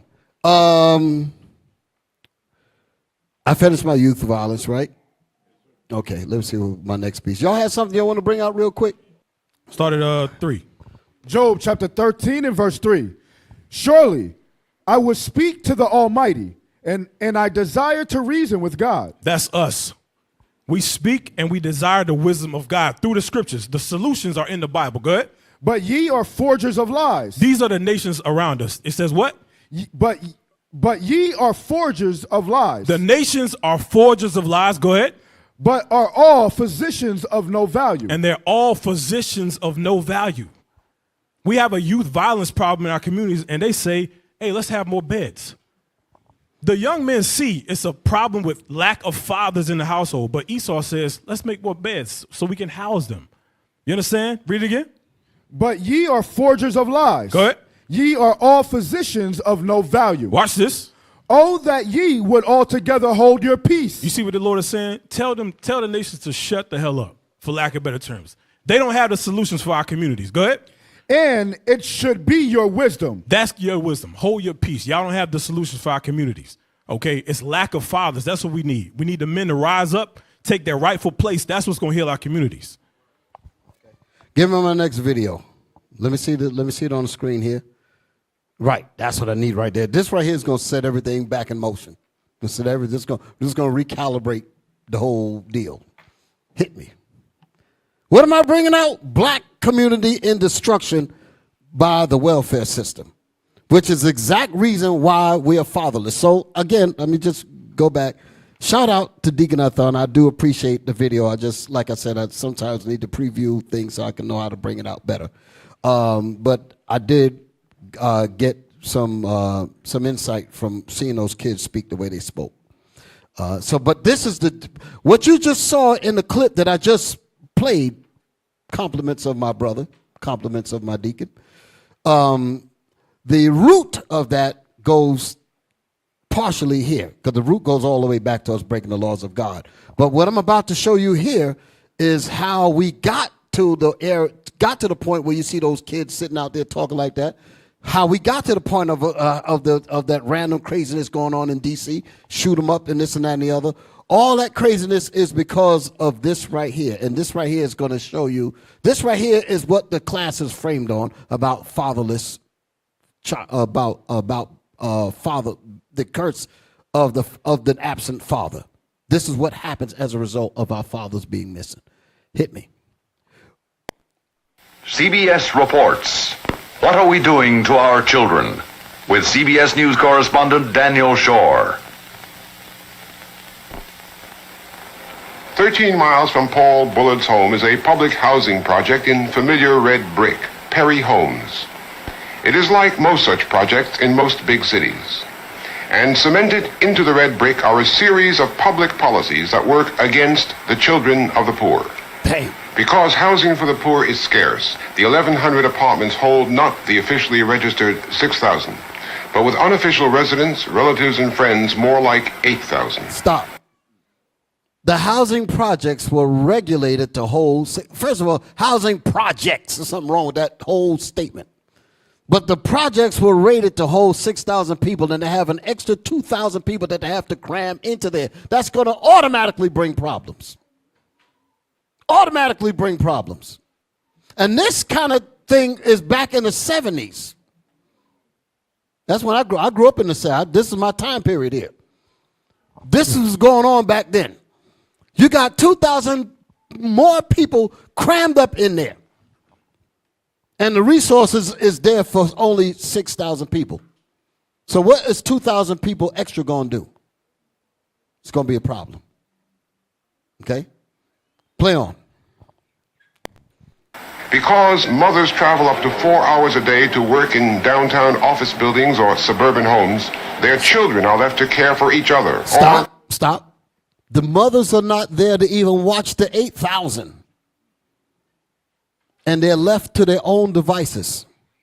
The mother's gone now. We didn't even get to the father yet. Play on. For themselves, and drug abuse is rampant. And drugs. Why is it that the drugs are automatically just in there? Because the people have no hope. Because the reality of them looking at what's on TV or hearing it from such and such or whatever, that's not my reality. And I don't like where I'm at. So give me that dope so that I can go to sleep. Let me just create my own world of violence, my own world of survival. You got new sneakers, nigga. That type of business. Where you get them shoes from? Yo, we gonna evict that nigga, man. That's how I go. You understand? Go ahead. Because family planning measures have lagged, there are many teenage mothers. I wanted to hear that. Family planning. We're getting ready to get into it now. Are left to care for each other or for themselves, and drug abuse is rampant. Because family planning measures have lagged, there are many teenage mothers. Do you find that there is an incidence of young girls becoming pregnant? Yes, we have a high rate of that too. At about what age? I used to say age 14, but I'm thinking I'm having to back up and say age 12. Did y'all hear that? So you have young girls getting pregnant. You got to get into the psychology of all of this. Why is it that a young girl at 12 years old laying down to get pregnant? Where is the father to tell her how to live a life where she can learn to be responsible?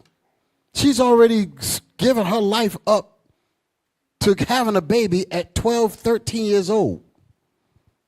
The damn children that she's having might be like a little brother, much less like a mother as a child. But these are realities that's going on. Play on. Because the poor are shortchanged on education, it may take 2 years to get testing for a child with learning problems. And the Perry Homes schools have reading levels among the lowest in the city. So if the reading levels are low, how do you think that's going to affect them in the quote-unquote job market? How do you think that's going to affect them with their ability to be able to earn, to take care of this family? All of that stuff works together. All of this is by a plan. But we as men, we can't sit by and just let this happen. We can't. We can't. Play on. Because Perry Homes was planned on a minimum budget, there are few places for children to play. Because of the same kind of planning, Perry Homes has no doctor, no dentist, no pharmacy. Nearby there is a well baby clinic, but no sick baby clinic. And the sick must travel 12 miles to wait for attention at Grady Memorial Hospital. And partly because of the general rule that welfare is cut off. Grady Hospital is like the what they call the city hospital in Atlanta, right? It's equivalent to Harlem Hospital in New York. Anybody could go in there. It's because it's a city hospital. I mean, drugs, you name it, murder shots, gunshots, you name it, it's all there. Trauma hospital, all that. That's what kind of places these things are. So you be in there and you see people coming in, shot up, drugged up, overdosed, everything. So that's what's in these places. This is really terrible. This is like a damn war zone that we live in. Go ahead, play on. There is a man in the house. Fathers are often driven away so that mother and children can eat. But back it up again. Back that statement up again. Partly because of the general rule that welfare is cut off if there is a man in the house, fathers are often driven away so that mother and children can eat. 85% of the head of household is a woman, because most of the men who should be in the household, they cannot make a decent living. And of course it is better to know that a child will be fed 12 months out of the year than 3 months, which you do in the summer when construction work, you can make a decent living. The man in the house... Pause it for a second. I want to make some statements about what we're watching here. Like I was saying, this goes into the psychology levels of black men that can't take care of their families. And this is what brings on the crime. This is what brings on the violence and all that, because we feel, many of the men, because we are not able to do this, we feel stunned in our growth as men. And that's that hope deferred again, maketh the mind sick, drives you into craziness. A lot of these hospitals have psychiatric wards and all of that in them as well, psych courts and all types of stuff that's in there. And our people fill them up. I'm telling you, it's Lord have mercy. To even work in those systems, you actually get to see the ugly. You know what we used to say in hospital language? The hospitals is basically the toilet of the city. You'll understand? Let me put my glasses on so I can see. Y'all understand what that means? That means the worst of the city goes to the hospital. The crazy goes to the hospital. The sick goes to the hospital. The bugged out goes to everything that's messed up. The hospital deals with that. And we have to deal with that when they come in. So we see it all. The psych units, the gunshots, you name it, that's where they come. Some bad stuff. I'm telling you, some real bad stuff.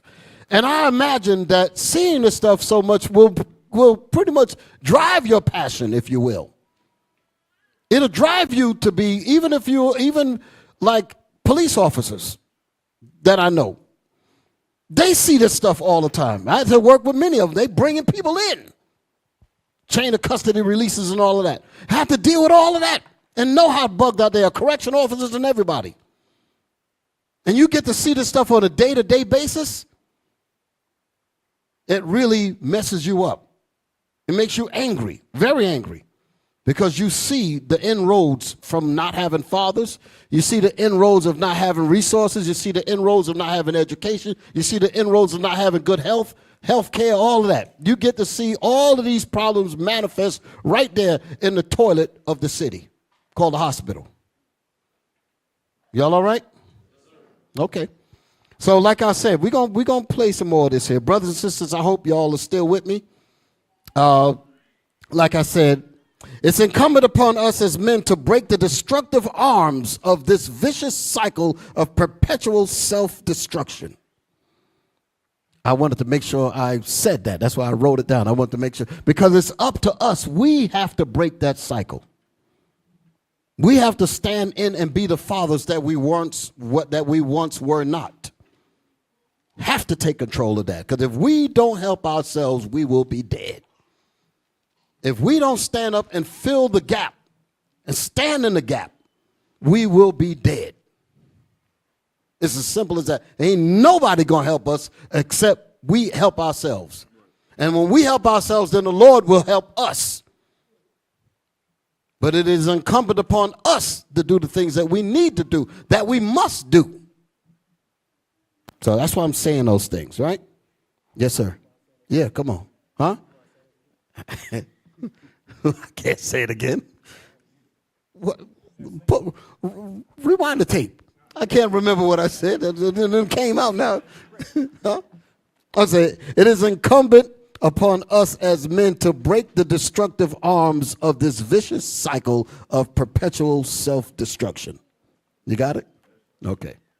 You're something else. You and your memes. But that's all right. All praise to the Most High.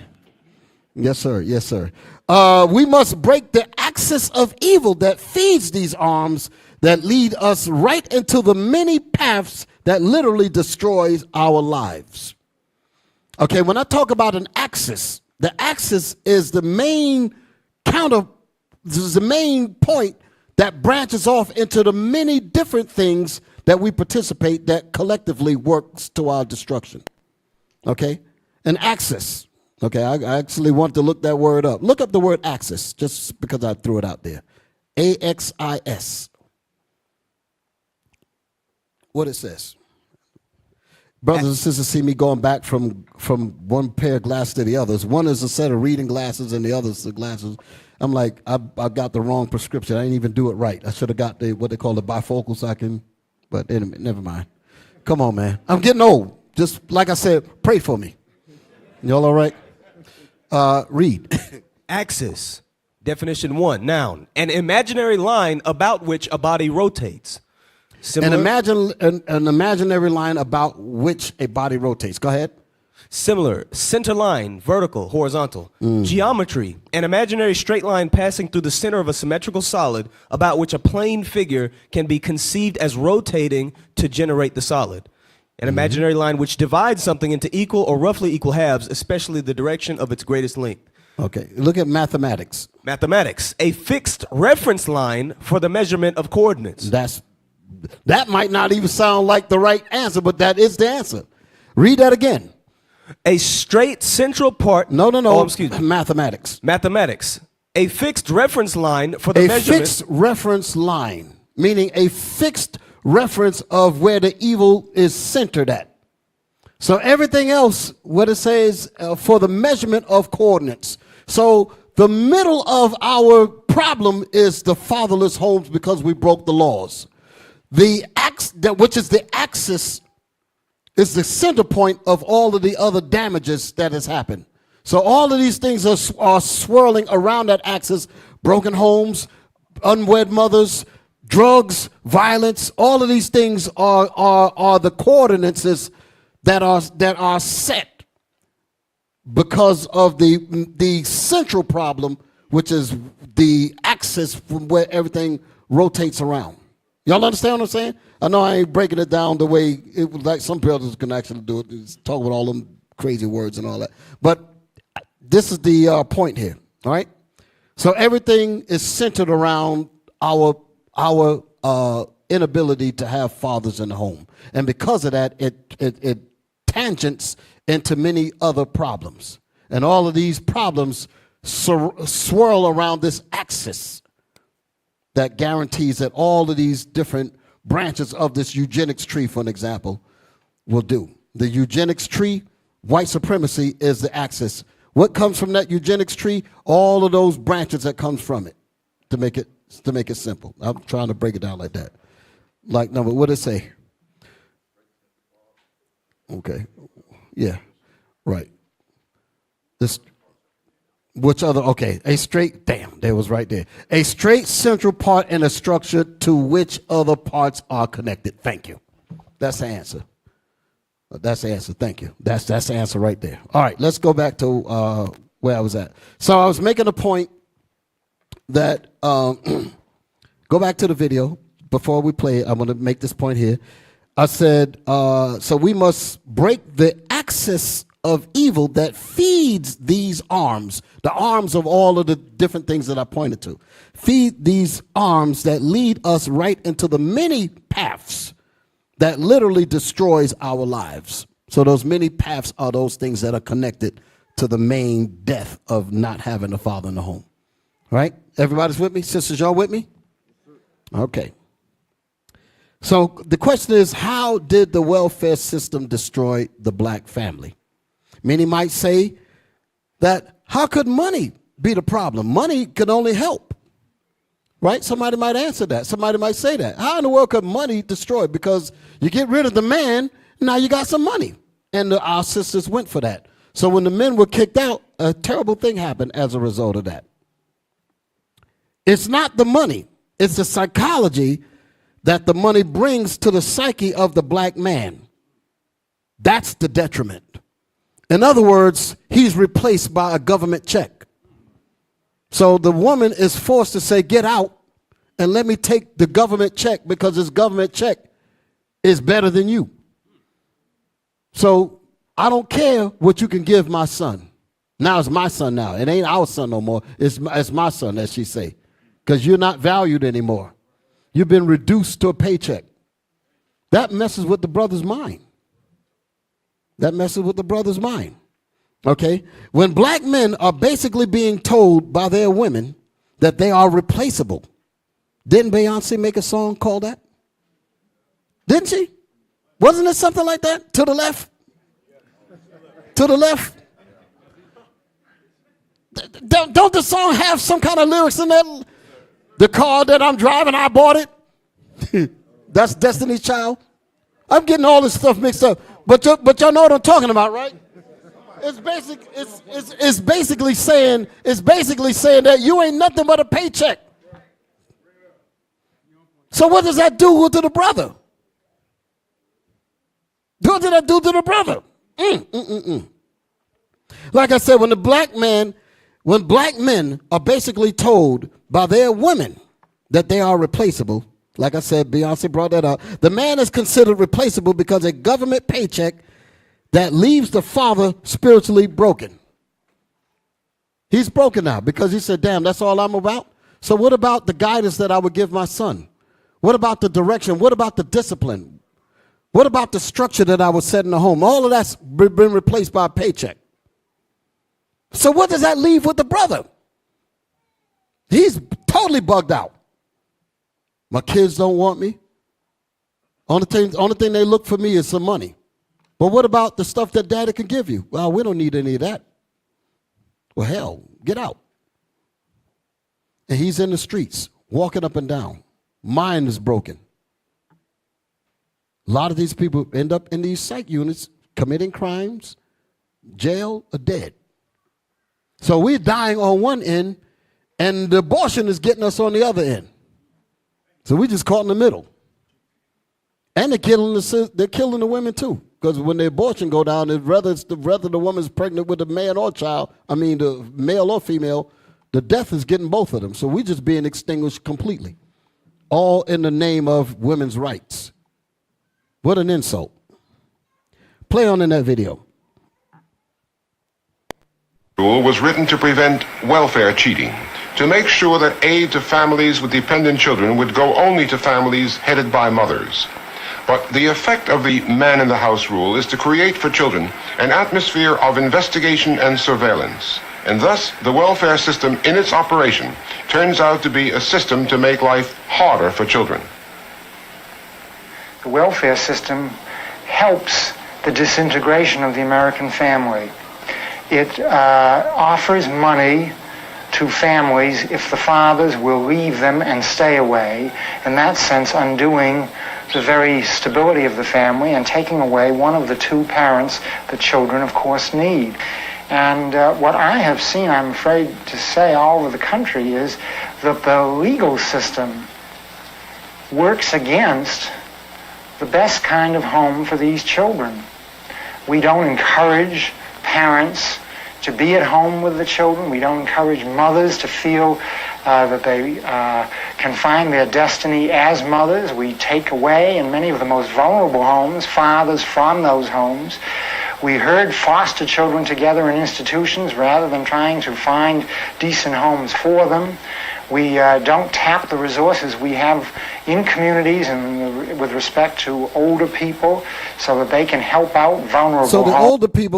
older people that he's speaking about, I know it's kind of hard to listen to him. Yeah. But he's telling you what it is. Sometimes I overlook that. Facts are facts. But he's making a point that the resources could be the people in the community. Black men. The laws were set up that you could even come in and even help on that level. So it was designed for the children to grow up without guidance. And that's what happens with the sisters. That's what happened with the brothers. Now I'm going to turn. I got to make sure I get my other points in because, like I said, I got a lot going on here. And I've spent a lot of time on this part here. And I was supposed to be past this already. But we're moving on. The black man is left. How much more was left in this video? I don't know if I need it. Play the rest of it. We don't sanction and encourage and support in every way, morally, psychologically, and financially, the dignity and integrity of the home. And in the worst of it is that the homes that are most vulnerable are the homes that are least supported by the policies of local, state, and federal governments.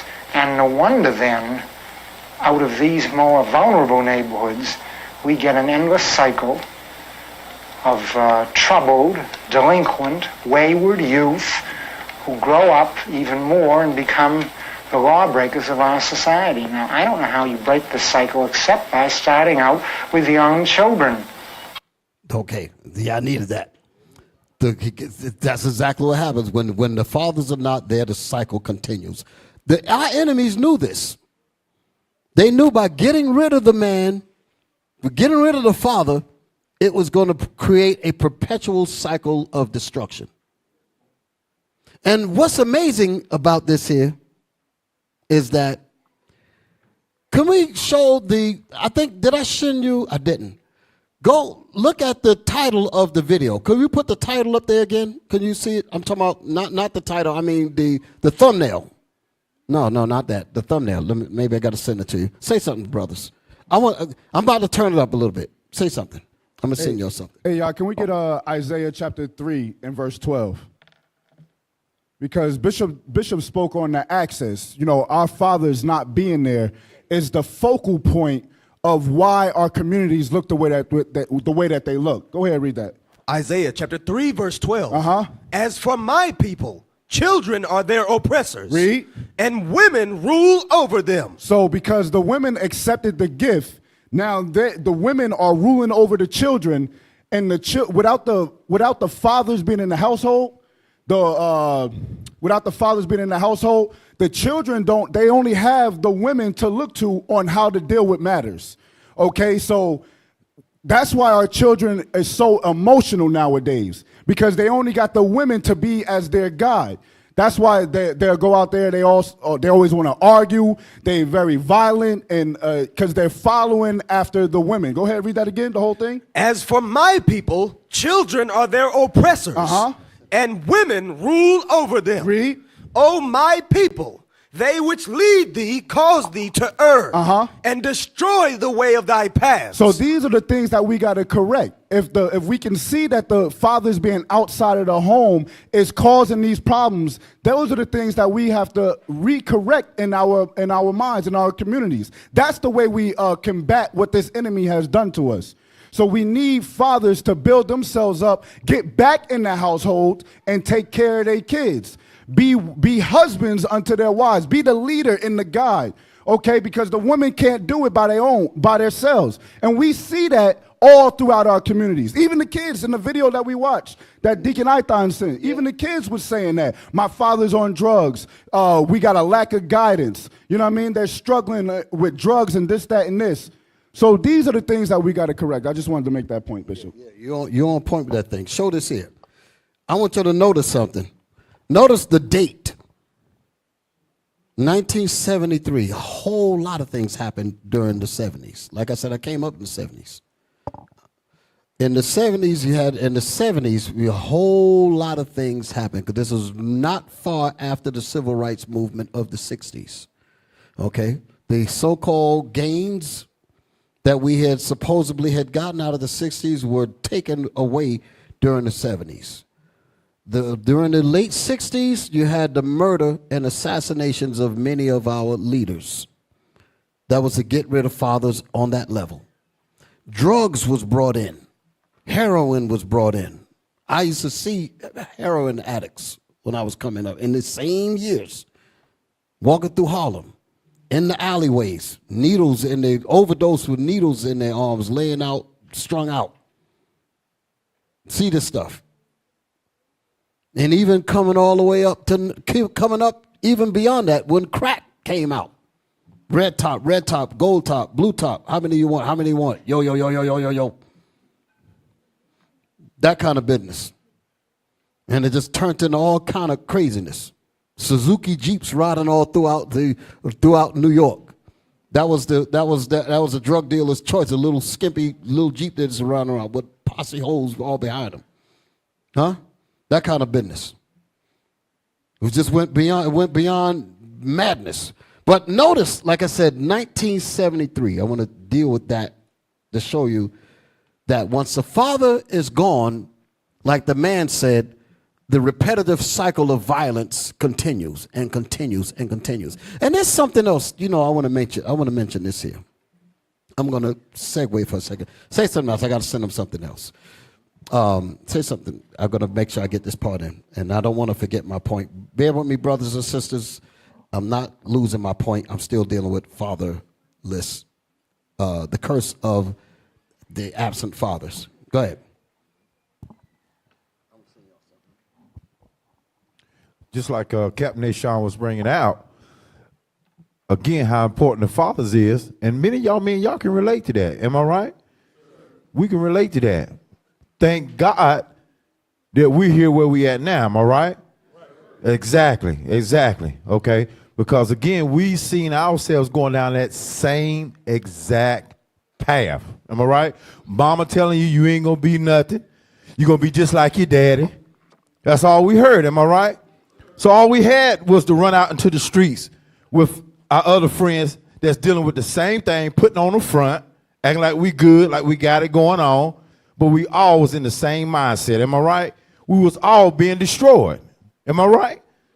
So exactly what we're bringing out is very vital and must be need of fathers or representatives as fathers, and that comes and begins with us. Am I right?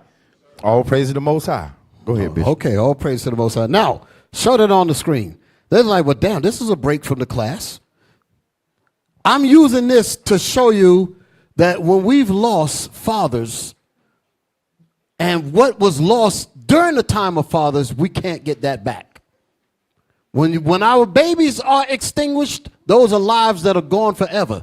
You don't know how much ahead we could have been had we not lost 19 million babies since 1973 to the damn near the present time. 19 million of our babies' lives have been destroyed in the womb.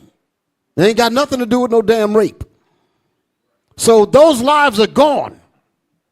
You can't get that back. How does that correlate with what I'm about to show you? Read. Show us where we're at. New York court workers fired over vaccine mandate must be rehired with back pay. Now people will be happy to hear this. But I'm going to explain something to y'all that y'all might not be thinking. Read it. New York court workers must be rehired if they were fired over a COVID vaccine mandate, according to the state. Now, this is New York now. I don't know about the rest of the country, but this was New York. Go ahead. According to the state's Public Employment Relations Board. The New York Post reports that the PERB... Come on, brothers, move it around. Wake up. Come on, read. The New York Post reports that the PERB ruled the unified court system must cease and desist from enforcing policies that require all non-judicial employees to be vaccinated or undergo regular testing. The board also said anyone who lost accrue leave, compensation, or employment will be given back pay with interest paid at the maximum legal rate. Now, most people will hear this and be happy and say, wow, they got full restitution, right? Talk to me. Let me tell you what the problem with this is. I used to work as a delegate, and one of the things that I used to contend with in labor relations was about people being unjustly terminated and suspended. And although we would fight to get their jobs back, and although we would fight for back pay and all of that, I used to make the argument to say, well, okay, well, while he was out, what did he lose in the process? He lost his house. He lost his car. He lost certain things because he had to deplete his savings and all of they don't give you that stuff back. You give him back pay, but what about the house that he lost? What about the car that he lost? His credit went beyond this and that. Why am I correlating this with what we just happened here? Even if we brought everything back now, we could never get back all of the lives that were lost and the benefits of those fathers being. You understand what I'm saying? The only restitution that's going to come is when God destroys our enemies. You understand that? But these people ain't even trying to give it back to us on no level at all. They want to continue to psych us out to make us think that we are okay when we are literally dying by the minute. So that's why I read that. There ain't no compensation. There ain't no real compensation. You got a mortgage on a house. You got car notes and all that. All of a sudden your money's just cut off. How you going to pay for that stuff? Now they're repossessing that goes on your credit report. They repossess your house that goes against you on credit. So you give them back pay. Do you get them their house back? No. Do you get them the cars back? No. Do you repair their credit? No. You understand? But my point is, this was being done with impunity. And that was why I had such an issue when I was dealing with that back then. Because the same thing is happening here. Y'all all right? Okay. That's enough of that. That's enough of that. Where am I at? So I'm making a point. I'm going to move on. Like I said, when black men are basically being told by their women that they are replaceable, the man is considered replaceable because a government paycheck that leaves the father spiritually broken. And spiritually broken goes into so many different areas. You see these brothers out here in the streets with complete despair in their faces. You can see the brokenness in their spirit. You can see it. It's all in their faces. It's all in their spirit. And that he leaves the home not having any real connection to his family or his children. That's a terrible thing. Y'all hear what I'm saying? You want to see your sons. You want to be a part of your son's lives. You want to be a part of your daughter's lives. You want to be a part of the family. And they're only treating you like you're a dollar bill. Just an old bill. Y'all remember that old, what was that Saturday night? What was that? I'm just an old bill. Yeah. Sitting on the Capitol Hill. Yeah. They treat us like that. Well, all right, just a little laughter. Help you get over it, right? So he leaves his home, having no real connection to his family or his children. And that despair in his mind fuels him to look for, quote unquote, look for manhood in other ways. Get a gun, go sell dope, get into a life of crime. Different things like that, trying to big himself up. Y'all understand what I'm saying? We try to find ways to compensate for our manhood because our manhood was taken away from us as fathers. That's a big deal. He's not really allowed to make money in quote unquote legitimate ways so that he could boost his manhood spirit up. No, he can't do that. So what does he end up doing? The only game that the man left us to play is selling drugs. Now that was actually a quote out of a movie from the 70s called Superfly. Y'all remember that? Superfly, I'll just make this point. The movie Superfly, I think came out in 1972, was about a drug dealer who was trying to get out of the drug scene. Okay? But getting out isn't really a reality to many of our black and Hispanic men that's in the ghettos of America. Y'all understand what I'm saying? I'm not making an excuse for them, but I'm just saying that somebody has to guide these men so that they don't have to just resort to these kinds of things here. And that's why schools like what we have here is so important. Teach you men, how to be responsible, how to get your lives together so that you don't go into these bad situations. Become real men so that you could be real husbands to these sisters. A lot of these sisters, they didn't come from some silver spoon deal. They came from homes where fathers were not there. So they're just as messed up as you are. But the laws of God is required to fix us all. And that's the point. This is the haven where you're supposed to be able to get that. You understand? And yes, our enemies are trying to shut this down as well, because their whole objective is for us all of us to be aborted in the clinics. They hate the fact that I'm even born.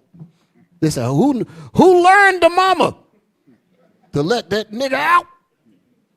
That's how they think. That's how they talk. Where'd you come from? How in the hell do you get up here thinking like this? You understand? We all supposed to be crazy. Some real stuff. Show me my book. Countering the Conspiracy. There you go. Show that on the screen. So now you got sons that are growing up without fathers. We can ready to speed it up a little bit. Read this. Countering. Read the title of it. Countering the. All this is coming out of the 70s.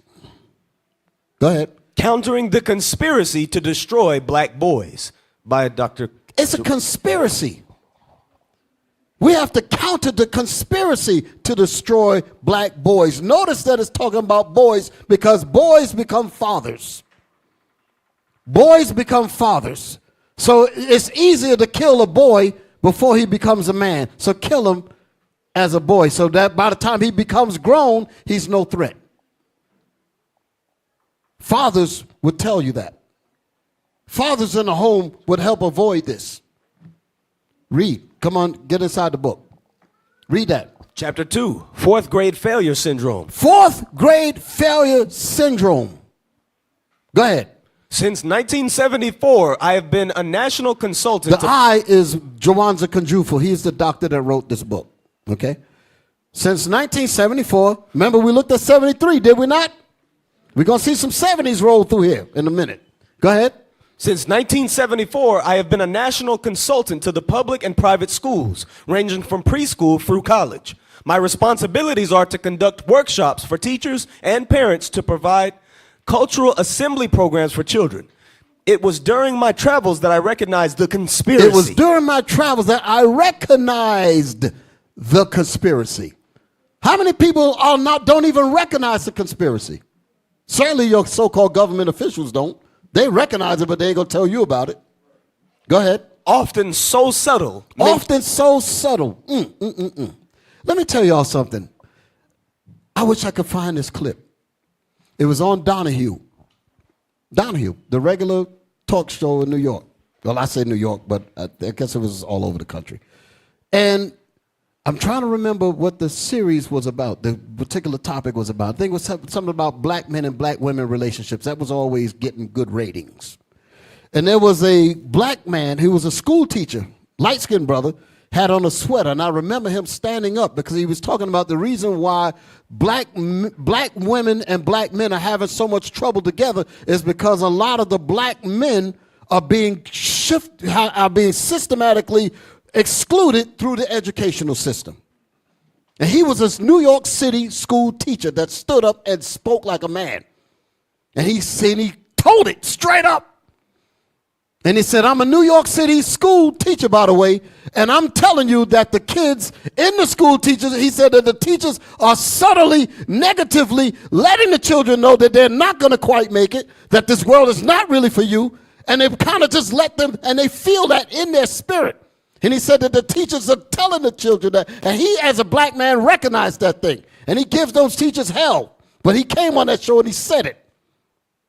So he was one black man that's telling on how the public school system is in New York. So that's how he was saying it. He said they're subtly, negatively letting the child know that this is not your system. You're not going to quite make it. Hence, the fourth grade failure syndrome. This is what this brother's talking about. Read it. Where we at? During, what it say? It was during my travels that I recognized the conspiracy. He recognized the conspiracy, just like the brother that stood up on the show. I'm going to find that clip. I'm going to find it. I ain't going to let that damn thing get away. Go ahead. Often so subtle. Often so subtle you don't even really notice it, but your child notices it. The kid notices it. You can see the spirit change on your child. Some of you mothers, you know what I'm talking about. Your sons used to have that enthusiasm when he first went to school. By the time he got to the 4th grade, he didn't have that enthusiasm anymore. He started to lose interest. That's because his expectations, the teacher's supposed to have expectations for the child. Supposed to encourage him. Supposed to look into it and say, you're better than that. You're special than that. Malcolm X told you that. Malcolm said he wanted to be a doctor. He said he wanted to be a lawyer. And then the teacher said, oh, no, Malcolm, no. No. You know, that's not a good career for a colored. He left the school right after that. He said, the hell with this. He dropped out. No expectation. This is what happens to our kids. Read. Mentioned previously. Let me first begin with the I say that because that's the reason why it's important for us to educate our own children. That's why we have these programs here. You hear me? Get your children out of these damn death camps that's killing their damn minds. Come on. Let me first begin with the innocence of black boys who bring enthusiasm to the classroom, trust their teachers, and are willing to please. That's us. And they say we're super predators and all of that. That ain't how we start out. Go ahead. Daryl, who just turned 5, has just completed 2 years of Head Start. His mother informed me that Daryl's only major regret about Head Start is that it lasts only 3 hours per day. Go ahead. But now Daryl could not wait to see his new teacher. He's enthusiasm. He wants to learn. Excited. Always want to build, tinkering with things. Come on. Miss Ford. She smiled at him often and helped him with his shoelaces. I guess the only regret he had about Miss Ford was that she insisted he eat his broccoli, which was not Daryl's favorite food. Daryl loved his classmates and enjoyed singing songs, playing in the sand, and listening to stories. Hold it. Did y'all notice that? He what did it say about his classmates? Where's that part? Daryl loved his classmates. He loved his classmates. They don't say that about us. They say we can't stand each other. He had a nurturing spirit to want to be a part of his peer group. Go ahead. Loved his classmates. Go ahead. And enjoyed singing songs, playing in the sand, and listening to stories. Once his classmate Richard was sad about an incident at home. An incident at home could have been a fight between his mother and father, like the same stuff that we've been talking about. He sees his friend coming in, and his mind is all troubled because his father was just kicked out. The rent is due. They ain't gonna give me no money because you here, nigga. That's what the wife is probably telling his father. So the boy comes to school all messed up. This is my father. This is the man I'm supposed to be looking up to. I come to the school and nobody cares about me, but yet Daryl said, yo, I see you got a problem. Empathy. Come on. And Daryl was quick to provide instant cheer. Daryl was an eager student. Miss Ford commented, he asked so many questions. Inquisitive. Brilliance. Let me tell you something about this. This particular situation that we're reading about here, I believe the doctor in this book highlighted this same brother that when he found him in the earlier grades, I think in first or second grade, you know, they have these national tests for IQ. They said this guy was in the 98th percentile of the intelligence of all, white or black, of the whole damn country. Literally a walking genius. This one kid showing you that we are brilliant people. You understand what I'm saying? And I say that because that expectation has to be brought to you. That's the reason why y'all know how I am in here. I don't accept mediocrity out of you. I don't accept no half-ass stuff. I want your best because I know it's in you. Don't give me no half stuff. I want to see you do your best because I know the best is in you. I'm not talking about you feeding me per se. I want to see the best come out of you. Because that's how it's supposed to be. Your fathers are supposed to say, son, I want the best out of you. Daughter, I want the best out of you. How dare you squander yourself for something less than the best? That's how fathers are supposed to talk. That's how leaders are supposed to talk. They're supposed to encourage you to do your absolute best. Go ahead, read. He loved the alphabet and numbers as much as he loved playing with dump trucks in the sand. Daryl enters the primary division of the neighborhood public school. Oh, here it is. The primary division. Go ahead. Many important and tender moments occur in these formative years of kindergarten through third grade. Come on. Daryl still sings, but not as loudly and with less enthusiasm. Because the expectation of him to be great is not being pulled out of him. Go ahead. He likes all of his teachers, but each year a little less than before. Each year a little less than before. This spirals all the way into drugs, jail, and all of that. From a person that was once a genius, end up in a damn prison system. School to prison pipeline. This is the reality. Come on. And none compares with Miss Ford. And none compared to Miss Ford. I remember I had a teacher like that. In New York, public school, third grade, her name was Mrs. Smith. I ain't never gonna forget that woman. Had an African hair, almost looked like Angela Davis. I still remember her to this day, and she was so wonderful. She was like the best school teacher because she loved her students. She came in with that African pride. You know, I was into the African thing, the dashikis and the. So it was like that. But she had pride in her students, and we loved her. Come on. The alphabet and numbers. Still, I'm gonna give her a shot because it was PS 154. In New York City, 127th Street, between 7th and 8th Avenue. That was the public school I went to before I went to Harriet Tubman West, which was on Morningside. It's not even a school anymore. So shout out to my Harlemites. They know what I'm talking about. Okay? Come on. The alphabet and numbers still interest him, but now the dump truck, his bicycle, and his football are his most important possessions. His dump truck is his most important possessions. His most important. So it ain't no more reading, no more being. So notice his expectations have changed. He's been reduced to sports. That's what he's been reduced. And that's exactly how they get so many of us to be in the sports field. And nothing analytical, nothing dealing with technology, none of that at all. Go ahead. When I no. Say what? Which is his most private, most important possessions. His most important, meaning his dump truck and all that. Give me the next picture. Look at this. The apathy. This is what happens to your sons because there's no father. Read what it says there. The apathy and limited interest apparent as early as the 4th grade. This is what happened to the sons. Once that apathy sets in, that's a spirit of I give up. That's a spirit of no hope. That's a hope deferred again. Only thing is left is me and my football, me and my car, me and my 8-ball jacket, me and my sneakers. I kill you, nigga. Don't you step on my sneakers. These sneakers is all I got. That kind of thing. Y'all hear me? That's what's happening in these minds because the fathers are not there. What I got? Is there anything else after this? Let's see where I'm at. Okay, I got a video. What's my video after this? Listen to this here. Hold it, don't show it on the screen yet. Let me dress it up. Out from the 4th grade failure syndrome to having no hope, your prized possessions is this football and the dope that they're gonna give us later. Y'all all right? Yes, sir. And we're going to gravitate to that thing.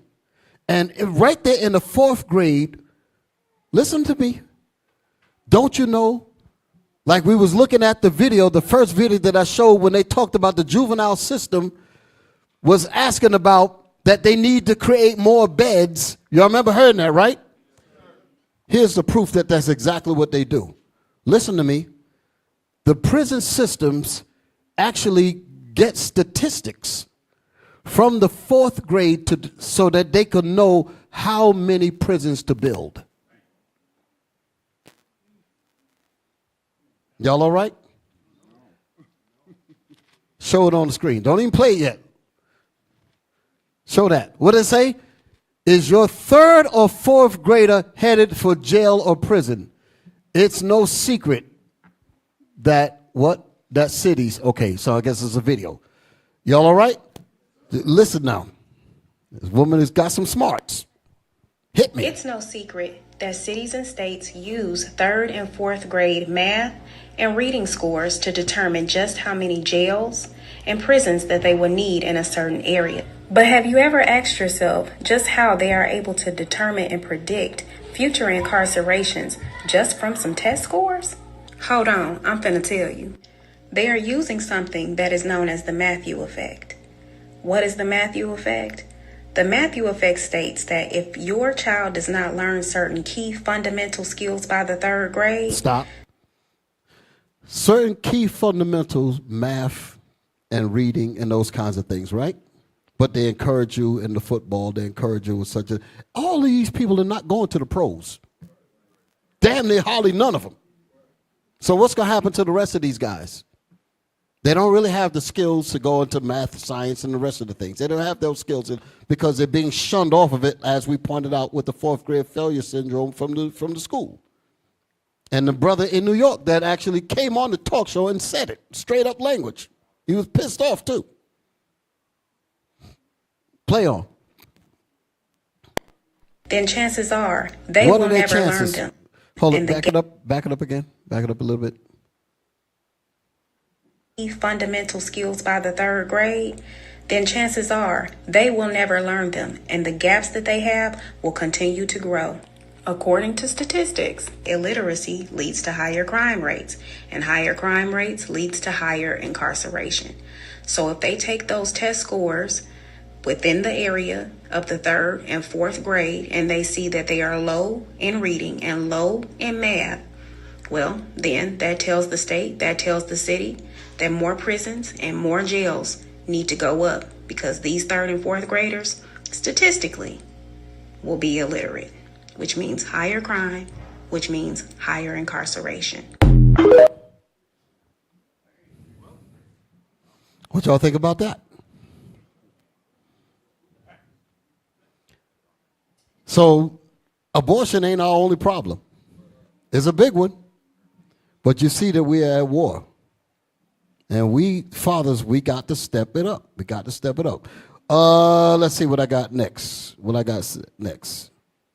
Okay, like I said, show me on the board what we got next. What's the next thing up? Okay. Yeah, this is what I needed. Show that on the board. The United States is home to 5% of the world's population. Before you even move it, look at the graded area and look at the United States. That's pretty much an accurate depiction of how the world looks. I know you look on certain maps and they got America looking all huge and all that. All that's due to racism, right? Try to make you think white supremacy, such and such. But this is more accurate. You dig it. Africa is a whole lot bigger than America. Okay? So you just got some understanding there. So the slide says the United States is home to 5% of the world's population. Give it the next slide. But 25% of the world's prisoners. So 5% of everybody of the world population is in the United States. 5%, 95% of everybody else of the whole planet lives everywhere else.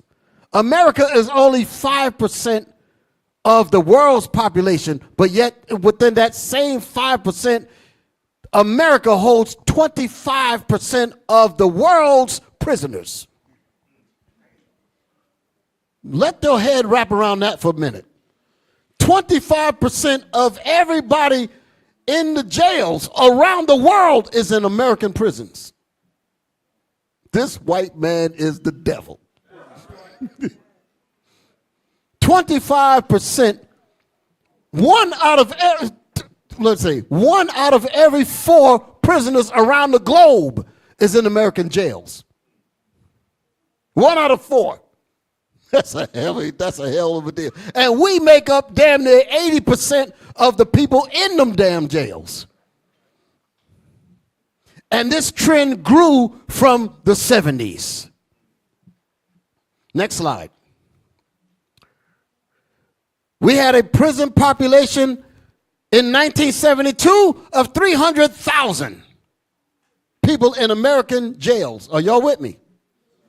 All of this is connected from fathers being out of the homes to schools not giving anything to our children, lead us into a life that is predicted to be inside the prisons, and therefore they said we're going to build the prisons, getting ready for them.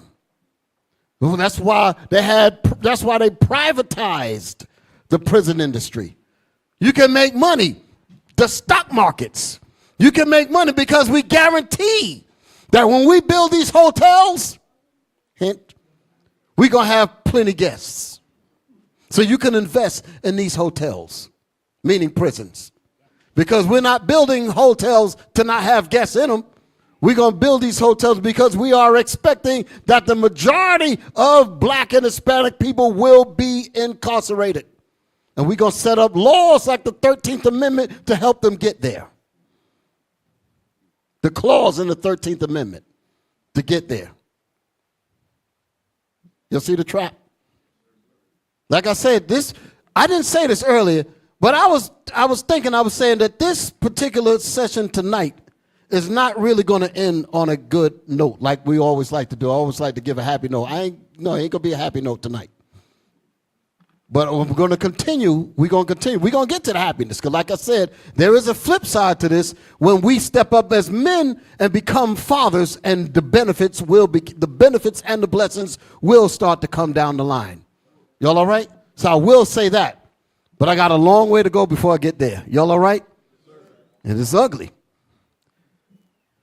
So we had, like I said, it said we had a prison population of 300,000 people in prison in 1972, which was 1 year before the thing that I showed you about the welfare effect on the black families. Y'all saw that, right?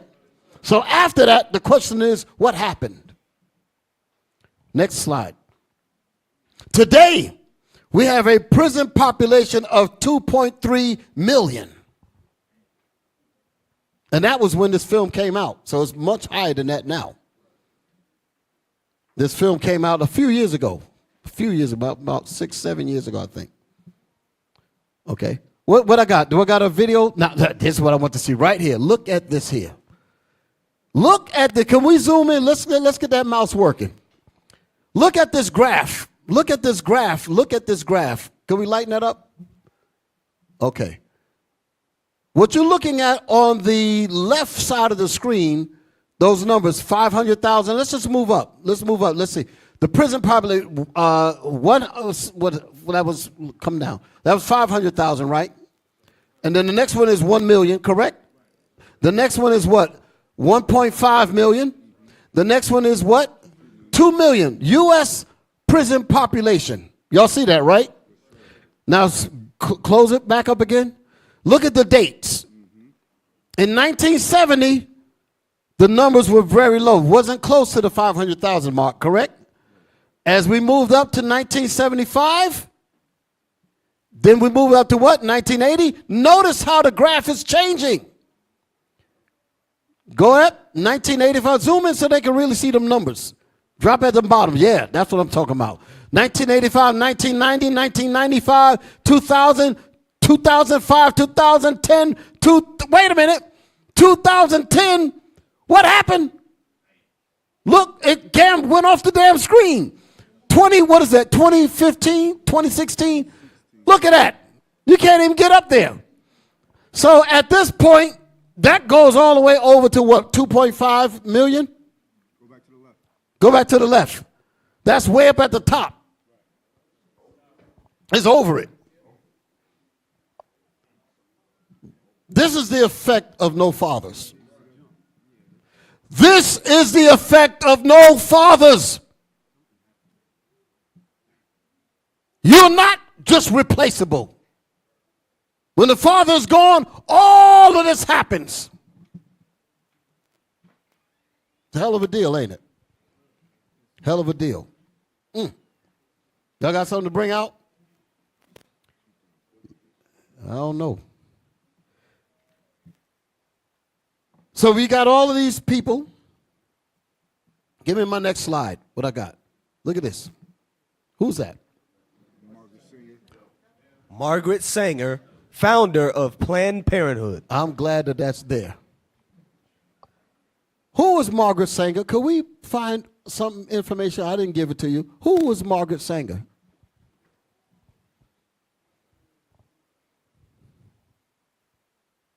Who was Margaret Sanger? I mean, who was she? I mean, like, that she's ahead of it, but I mean, what was she about? Read that. Come on, brothers.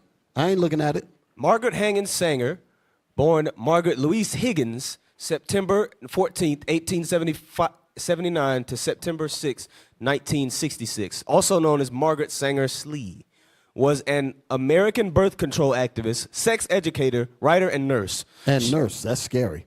Go ahead.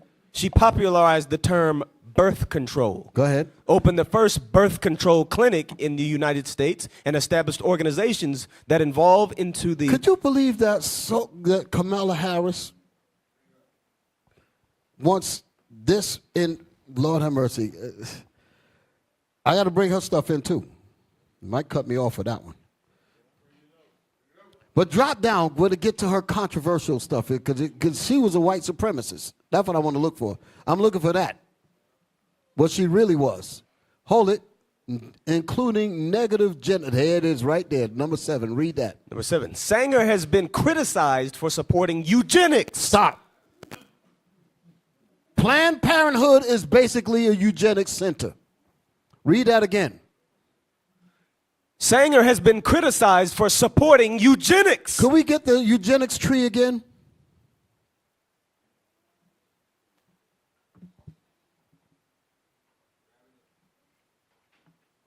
You can read on it. Somebody else look for it. Look at this here. It says, what does it say about this thing here? Eugenics is the self-direction of human evolution. It's like a tree.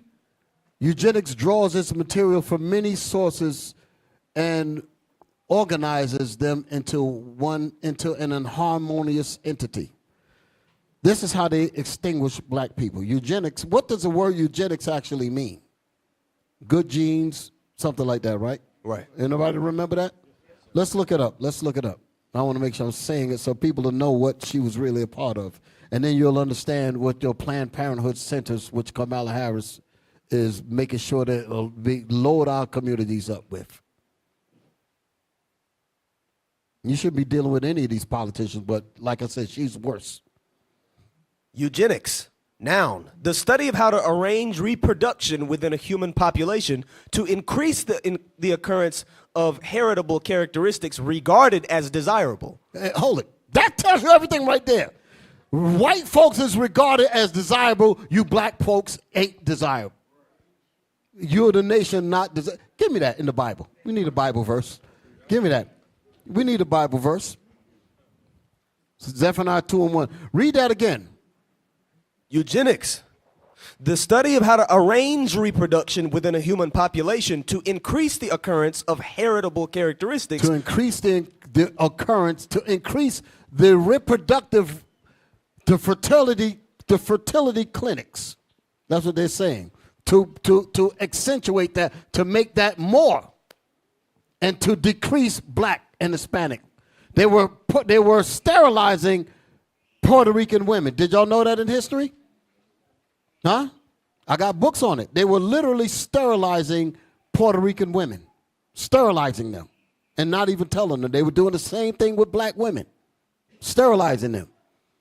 Now they done quote unquote outlawed that, so they found a slick, new, abstract way of doing the work by calling it Planned Parenthood when it was originally eugenics. Read that again. The study? The study of how to arrange reproduction within a human population to increase the occurrence of heritable characteristics regarded as desirable. Characteristics regarded as desirable. Give me the Bible. Read.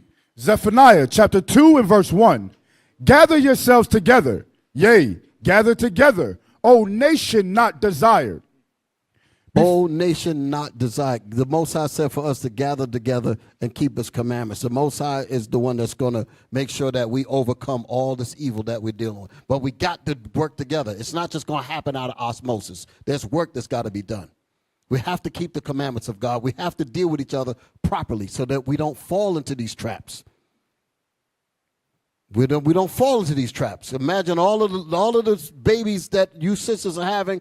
Imagine you getting caught up into this, and your precious babies won't even be with you. And your husbands won't even be in the picture to make sure that your babies are taken care of and protected. That's what we do as the people of God. So you sisters are in a good case, but make sure that you stay in a good case. Okay? Make sure that your daughters learn how to find a good case. Make sure that your sons find a good case. What you got here? Come on, bring it out. Eugenics, doctrine of progress and evolution of the human race, race culture, 1883, coined along with adjective eugenic by English scientist Francis Galton. Francis Galton was in the other slide that we just put up. Okay? Racist bastard. So you can understand. You check him out. Go ahead. 1822 to 1911, on analogy of ethics, physics, etc., from Greek eugenics, well born, of good stock, of noble race. So that they damn sure don't mean that for black folks. They don't call us noble at all.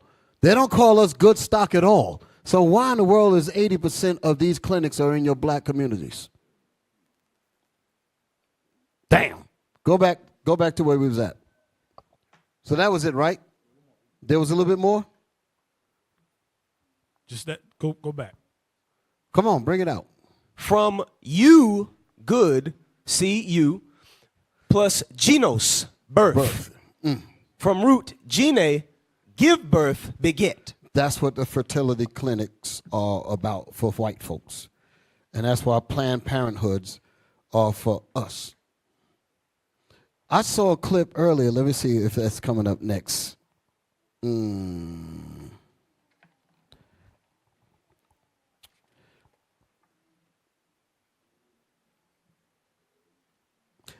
me my next slide. Come out of this. I read enough of that. She's a racist. Did we read everything out of here?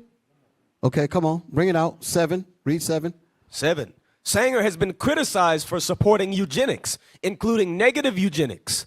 Some historians believe her support of negative eugenics, a popular stance at that time, was a rhetorical tool rather than a personal conviction. In 2020, Planned Parenthood disavowed Sanger, citing her past record with eugenics and racism. Hold it. You see how they just tried to make you think that this was separate? It's like saying Kamala is different from Biden. Try to separate the two. No, Planned Parenthood is Sanger. I'm going to prove it with my next clip, All right, come out of this. Show this here. Read it. The original name of Planned Parenthood was the American Birth Control League.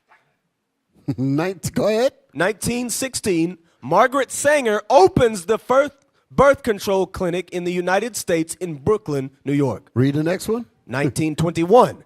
The American Birth Control League is founded after the first American Birth Control Conference in New York City. So you can see that Margaret Sanger is Planned Parenthood. So they're trying to make you think it is different. It's the same murderous clinic.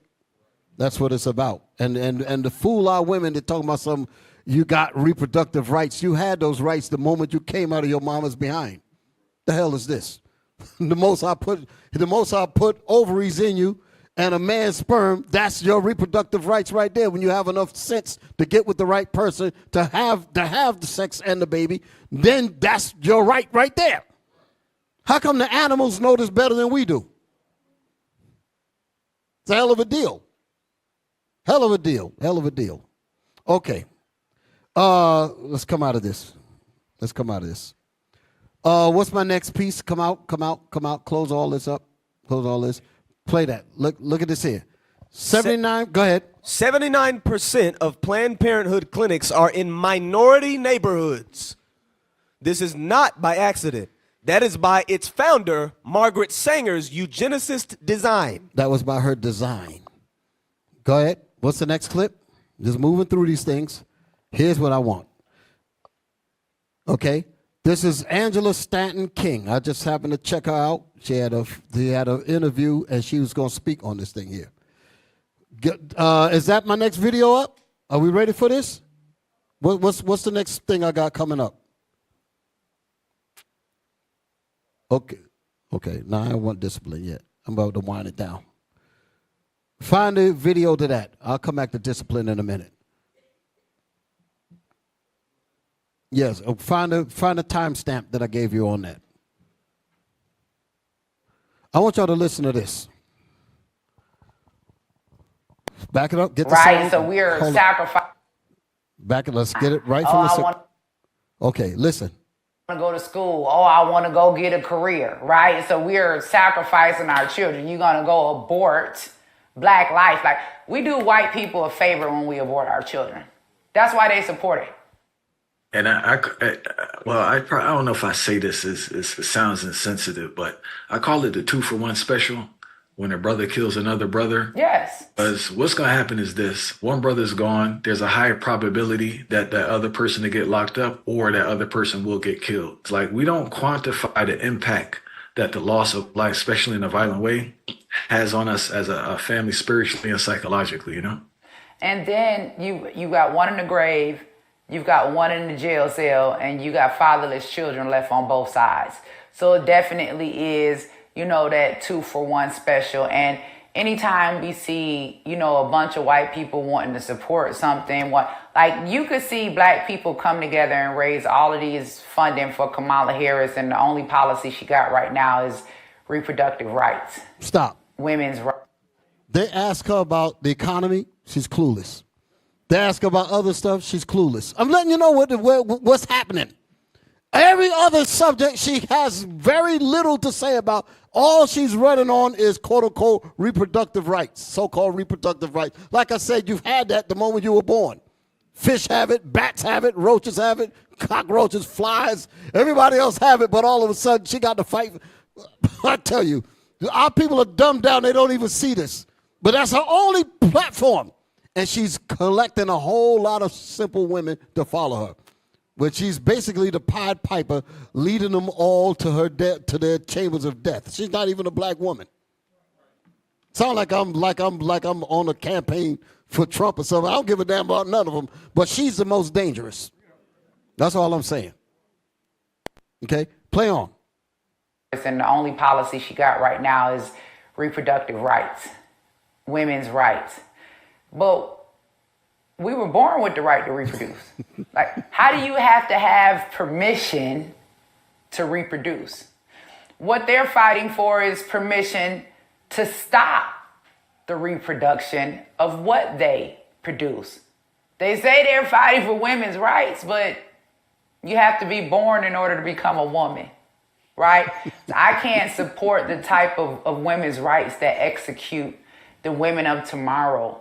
But not only that, educating myself to know that 80% of abortion clinics are strategically placed in black communities for a reason. All of this is strategic. 80%? 80% of all abortion clinics, all Planned Parenthood clinics are in black communities.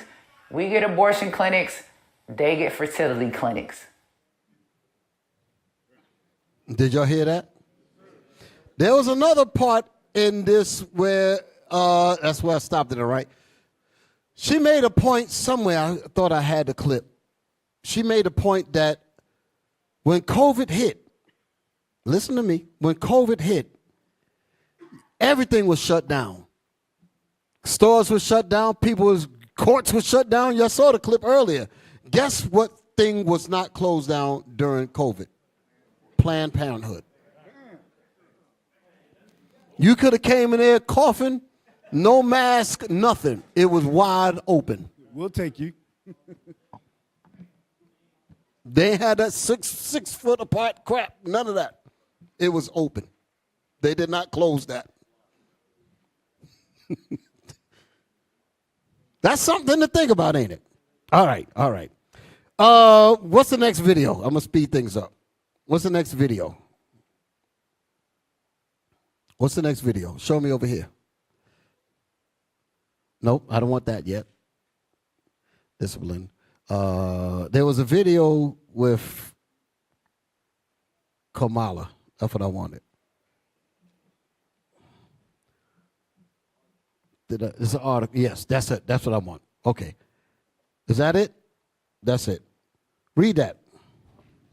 Harris is. Wait a minute. I had some other stuff. What was before that? How many lives aborted? Yes. Come on, brothers. Help me out now, because I want to get these points in. What was before this? I want to make sure I didn't skip anything. Planned Parenthood in the minority neighborhood. I just played that. All right. Read that. According to 2015 congressional hearing, more than 19 million black babies have been aborted. It sound like the sound got lower or something. Come on, brothers. I want to hear it. According to a 2015 congressional hearing, more than 19 million black babies have been aborted in the United States since 1973. Y'all notice the time. 1973, the welfare things. 1972, the prison population went up. 1970s, the drugs got pumped in. Y'all don't see all these connections? Our fathers were exterminated out of the houses. Our leaders were killed. It left us to drugs, crack, all that. Crime, all that. Why? Because the fathers are gone.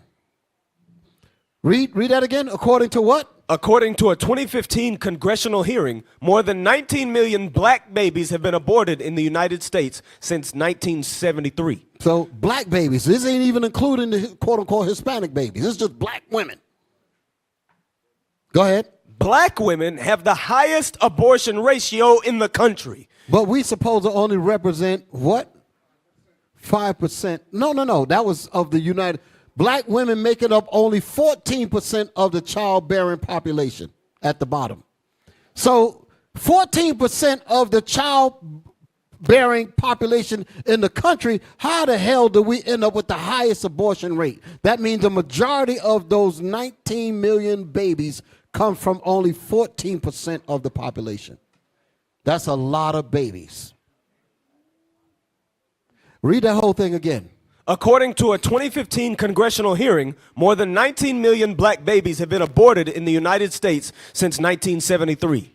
Black women have the highest abortion ratio in the country. That's because we love sin. That's because we love sin. That's part of my lesson too. Go ahead. With 474 abortions per 1,000 live births. That's damn near, hold it. Let's get the math. That's nearly half.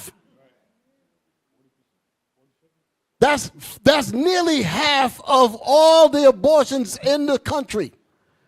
Half of them come from black women, which is only 14% of the total birth package.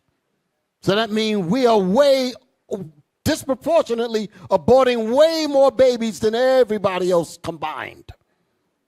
That is by design. Damn.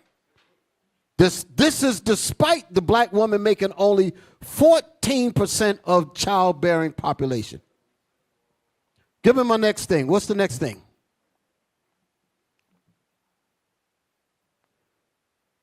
Go ahead. What we got?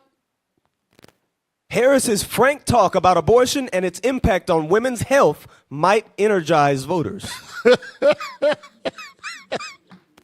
Might energize voters. This is what you call an enemy for real. Might energize voters. And look at the word, women's health rights. That's that abstract talk. What's the rest of this? Republicans could be forced to revisit the topic of abortion if Vice President Kamala Harris becomes the Democratic nominee for president. Well, that's going to be a hell of a time. Go ahead. What's under this? Is there an article? Vice President Kamala Harris visited a Planned Parenthood clinic in St. Paul, Minnesota in March. She is the first vice president to visit a clinic that provides abortions. That's her game. That's what she's about. She's basically Margaret Sanger in regeneration. Read. By Erica Edwards and Bracy Harris. Vice President Kamala Harris's willingness to speak freely about abortion could mark a turning point in the national conversation about women's health. Experts said Women's health, that's that abstract talk. What do you mean women's health? All of that just puts women, oh, I want to be healthy. You stupid as hell. She's talking about killing your ass. Go ahead.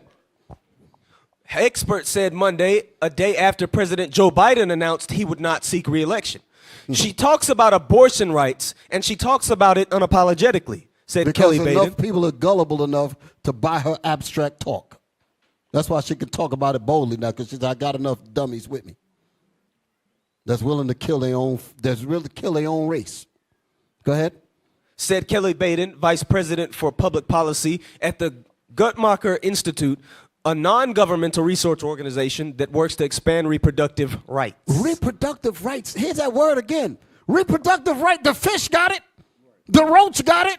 The flies got it. What in the world do you need to expand that for? No, they're playing with words. Go ahead. Lord Jesus. She makes the connection between all facets of reproductive health care and abortion rights. Reproductive health care. They call it health care. They literally tell you when they were changing the name of those clinics to Planned Parenthood, they said we have to use softer. It's literally written that way. They said we have to use softer words like reproductive rights. The same thing that happened. I wanted to find the advisor to Nixon. One of the guys had said something about speaking in dog whistle tones to put black people, to destroy them, and he said, but you got to use different words, like busing and voting and stuff like that. But in reality, the end result is that more blacks get hurt than whites. That's what he was saying. All right, that's enough of this. Y'all can read the rest of this on your own. There's a video of this here, right? What was it? Was there a video behind this?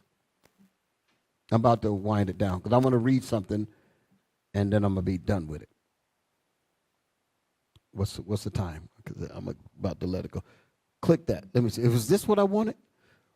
Let's see what it says here. But actually, it was a different thing I believe I was looking for. Go ahead, play that. Many of you have asked, why am I here at this facility in particular? And I will tell you, it is because right now in our country we are facing a very serious health crisis. And the crisis is affecting many, many people in our country, most of whom are frankly silently suffering. After the United States Supreme Court took a constitutional right that had been recognized from the people of She just America, looks so from rehearsed. the women of America. It's like, stop. I'm sorry.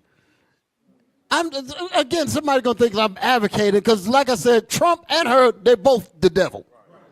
So I'm not advocating for any of them. But this, you can clearly see that this is straight rehearsal. Damn. Go ahead, play it. I'm here at this healthcare clinic to uplift the work that is happening in Minnesota as an example of what true leadership looks like. True leadership, which is to understand. I can't take no more of this woman.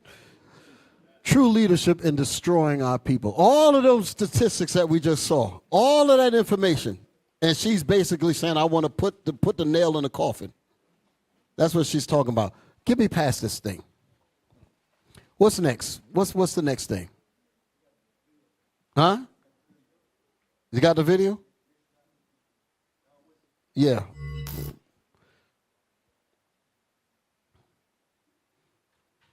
Well, I didn't need that. Well, go ahead. I was past that. Never mind that. Let's get back to where I was at because I already explained it already. Give me. So that was NBC News.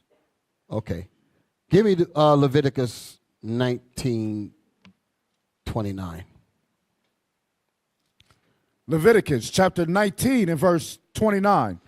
The reason why all of this, the word abstract. Yeah, put that up there.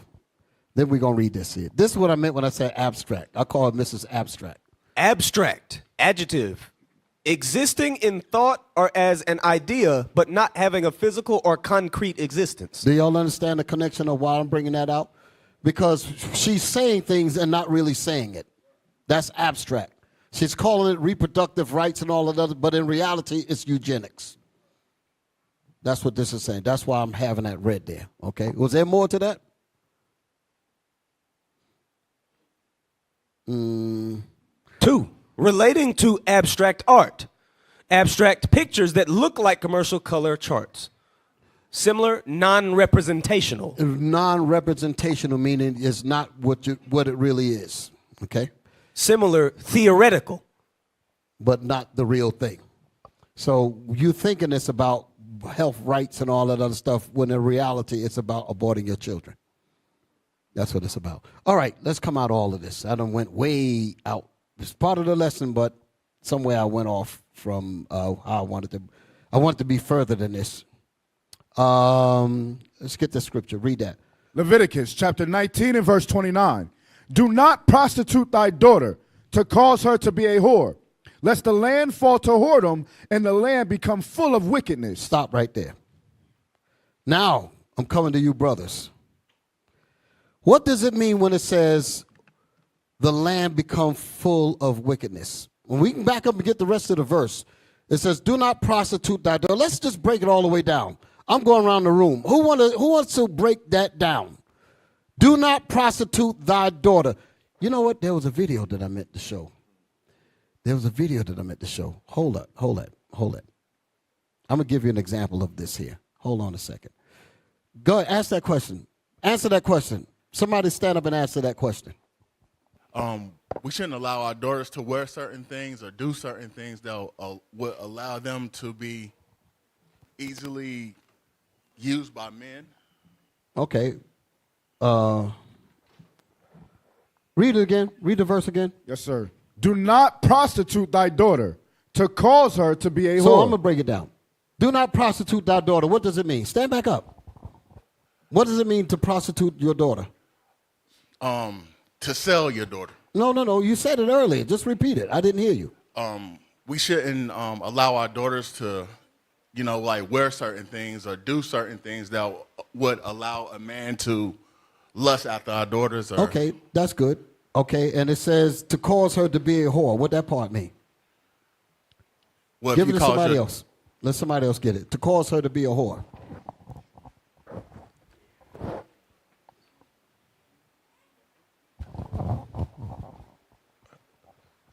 To cause her to be a whore would be to not teaching her God's commandments as far as the dress code and what she should be wearing and what she shouldn't be wearing. Say it again. To cause her to be a whore, I would say to teach her God's commandments as far as the dress code and what she should be wearing and what she shouldn't be wearing, so society wouldn't want to look upon her as a whore, but just wearing nothing at all, wearing obscene things that's showing more skin. Than What is a whore? A whore is a prostitute, sex. Okay. Give it in plain terms. What's a whore? A prostitute. A whore. Okay, no, that's not what I want. Give me somebody else. That is it in the worldly sense, but biblically speaking. Give me front row. Shalom leadership. A whore is a woman that has sex outside of marriage. Right. That's what it is. Right? Outside of marriage or more than once. You understand? The woman, anytime a woman has sex more than one time, she's a whore, period. That's what God says. Now, of course, they can fix that through God's laws and whatnot. You understand? But the man that lays with that woman, they're supposed to be married. That's it. You understand? So read the scripture again. Read again. Do not prostitute thy daughter to cause her to be a whore. Right. So like you mentioned, who mentioned that? The brother right here. What's your name, bro? What's his name? You mentioned the things you mentioned. What's your name? Manoah. What was the things you mentioned? Do not prostitute them means what again? To not allow your daughter to dress sexually. Okay. Dress a certain way, act a certain way, right? Which would cause them to go out and become victims and be whores, right? Yes, sir. Okay, read on. Come on. Do not prostitute thy daughter to cause her to be a whore, lest the land fall to whoredom, and the land become full of wickedness. Now, you see what it says, the land fall to wickedness? That's what we're looking at on the screen right here. Okay? All these abortions, that's the land falling to wickedness. Now, because why? You have fatherless homes. And you have women listening to the damn devil that, okay, you don't need this baby. Okay? Get rid of the man. Take Section 8. You don't need him. Then they get rid of the babies. Now you see all these, the prison rates go up, abortion rates go up, all this wickedness. The land falls to whoredom and wickedness. That's what happens. Hey, I just sent a video to y'all. This is the video that I was looking for. I thought y'all had it. This is the one I was looking for. Not the video that, well, that was fine, but this is the one I wanted. Play this one here. Come on, let's get it. I'm going to get back to the scripture because we need to deal with that. This is dealing with Kamala Sanger, basically. Kamala, like Trump say, right? Hit me. And so we set an ambitious goal to cut our greenhouse gas emissions in half by 2030 and to reach net zero emissions by 2050. The investment we are announcing today will help us to achieve these goals, and it will do so much more. Because think also about the impact on not only the local economy, not only on an investment in the entrepreneurs and innovators from and in the community, think about the impact on something like public health. When we invest in clean energy and electric vehicles and reduce population, more of our children can breathe clean air and drink clean water. Wait, and they're clapping. They're clapping. It slipped by them. It slipped right by them. Depopulation, Bishop. Hey, I just want to... That's the reason why Bill Gates is supporting her. Go ahead. What you were saying? No, that's what I was going to say, Bishop. That's the reason why Bill Gates... We all know who Bill Gates is, right? And what does he talk about? He's talking about depopulating the earth. But it's not depopulating the earth. Guess what it is? It's depopulating you. That's what he's talking about. And he donated $50 million to her campaign so she could continue to do the same thing. What you call it, Bishop? Kamala Singer. So she could do the same damn thing. Depopulize us with these Planned Parenthoods. Hey, Bill Gates, what he said a couple of years ago, he said, I'm reading it. He says, the world today has 6.8 billion people. That's headed towards 9 billion. Now, if we do a really great job with new vaccines, healthcare, reproductive health services, we could lower that. Healthcare keep coming because that word healthcare puts you to sleep. Right.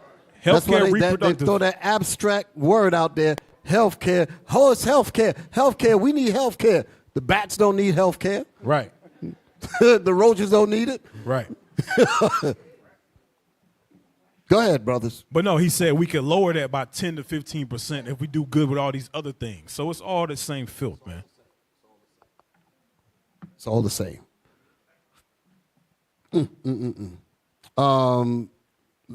Leviticus. Read that Leviticus again. Yes, sir. Leviticus chapter 19 and verse 29. Do not prostitute thy daughter to cause her to be a whore, lest the land fall to whoredom and the land become full of wickedness. So could somebody just explain that whole verse? Just break it, just go from the beginning all the way to the end. Hey, y'all are fathers in here. Y'all are men. Y'all should know. Think about it. Hey, shalom leadership. Most High Christ bless. Most High Christ bless. In the aspect of what it what's your said, Soldier Elimelech, Columbia, South Carolina. In the aspect it says, do not prostitute thy daughter to cause her to be a whore.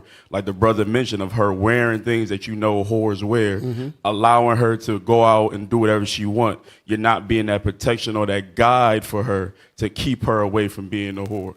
Okay. Well, let me stay with you for a minute. When it says do not, so what happens when you do allow her to be a whore? What happens? Because that's what this is saying. You got to you got to look at the other side of how I'm asking the question. Because if it's telling us not to do it, right. So what happens when we do it? The land becomes polluted. Well, give me some examples. Like Planned Parenthood, you have single parent homes and things like that. You have unclean children. Those things come out of allowing your daughter to become a whore. Okay. Anybody else? Get my brother up front. Because listen to me. an answer to this question is very, very deep. It's very, very deep. Go ahead. What you got for me? Shalom, leadership. Shalom. Soldier Mordecai. Soldier Mordecai. What you got? I believe that the what they be doing with the thing, proms, for example. Okay. That's an example of prostituting your daughter to be a whore. Okay, because she's at the prom now. Right. She's- And then at the date, she dating a young man that's not her husband, Mhm. and they're alone together, what I'm saying, what goes on at all. Mhm. Yeah, all that. Another thing I noticed when we go on blitzes and stuff like that, Okay. we see the children in these little marching bands and the little girls dancing, the way they dressing. Okay. So that's had a lot to do with the So let's go brothers there. talk- Let's use that as an example. Yes, let's, sir. Let's use that. When you see these little girls, when it said the land become, look at the verse, full of wickedness. Everybody else is following lead. Think about full of wickedness. Look at that. Look at those. Read the verse again. Look at the part of the verse, and the land become what? Full of whoredom. Full of wickedness. Wickedness. Wickedness. Yes. Wickedness. And it's all over, especially in our communities. There's no kind of wickedness that's happening on this planet Earth. That's what it's saying. Full of wickedness. That means every level of wickedness is a result of our daughters being prostituted, being allowed to be a whore. That's Yes, what it's sir. saying. Everything.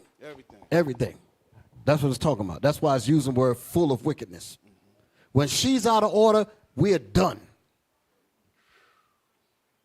Yeah, that's that direct what that cause with the fathers out of the household. All of it. You know what I'm saying? The baby mothers, we need that marriage to raise them kids up right. Shalom. Okay, shalom.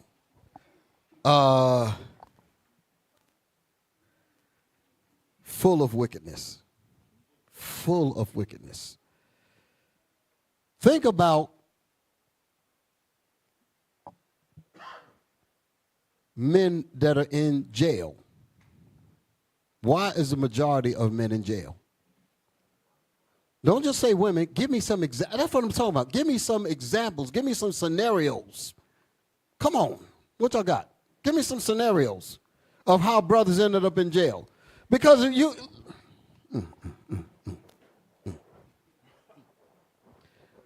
Women, many men have, give me that in Esdras. Give me that in Esdras. I'm going to try to help you out with time running. I'm about to end it. Like I said, I ain't going to keep y'all here all night. About another 10 minutes, 15 minutes, and I'm done. Because, again, I got to go through all of this. Esdras 4 and Zerubbabel said that the woman is the strongest. That one. Start there. Go ahead. Read. Yeah. No. Well, that's the point. Yeah. Go ahead. Read that. I'm trying to figure out where to start at, but. First Ezra, chapter 4, verse 26. Yea. Read up above that. I want more than that. I want to gut up there about what the men will do. Let's go to where he said, and the one that spoke of women. Start up there. Verse 18. Yea. Yes. Listen and up, if men- brothers. Where are we reading that? First Ezra, chapter 4, verse 18. Now, why am I reading this? Because I'm not talking about a righteous woman. You're supposed to fight for a righteous woman. You're supposed to do all these things for a righteous woman. But what do men want? Men want the coochie. And women know that men want the coochie. Y'all all right?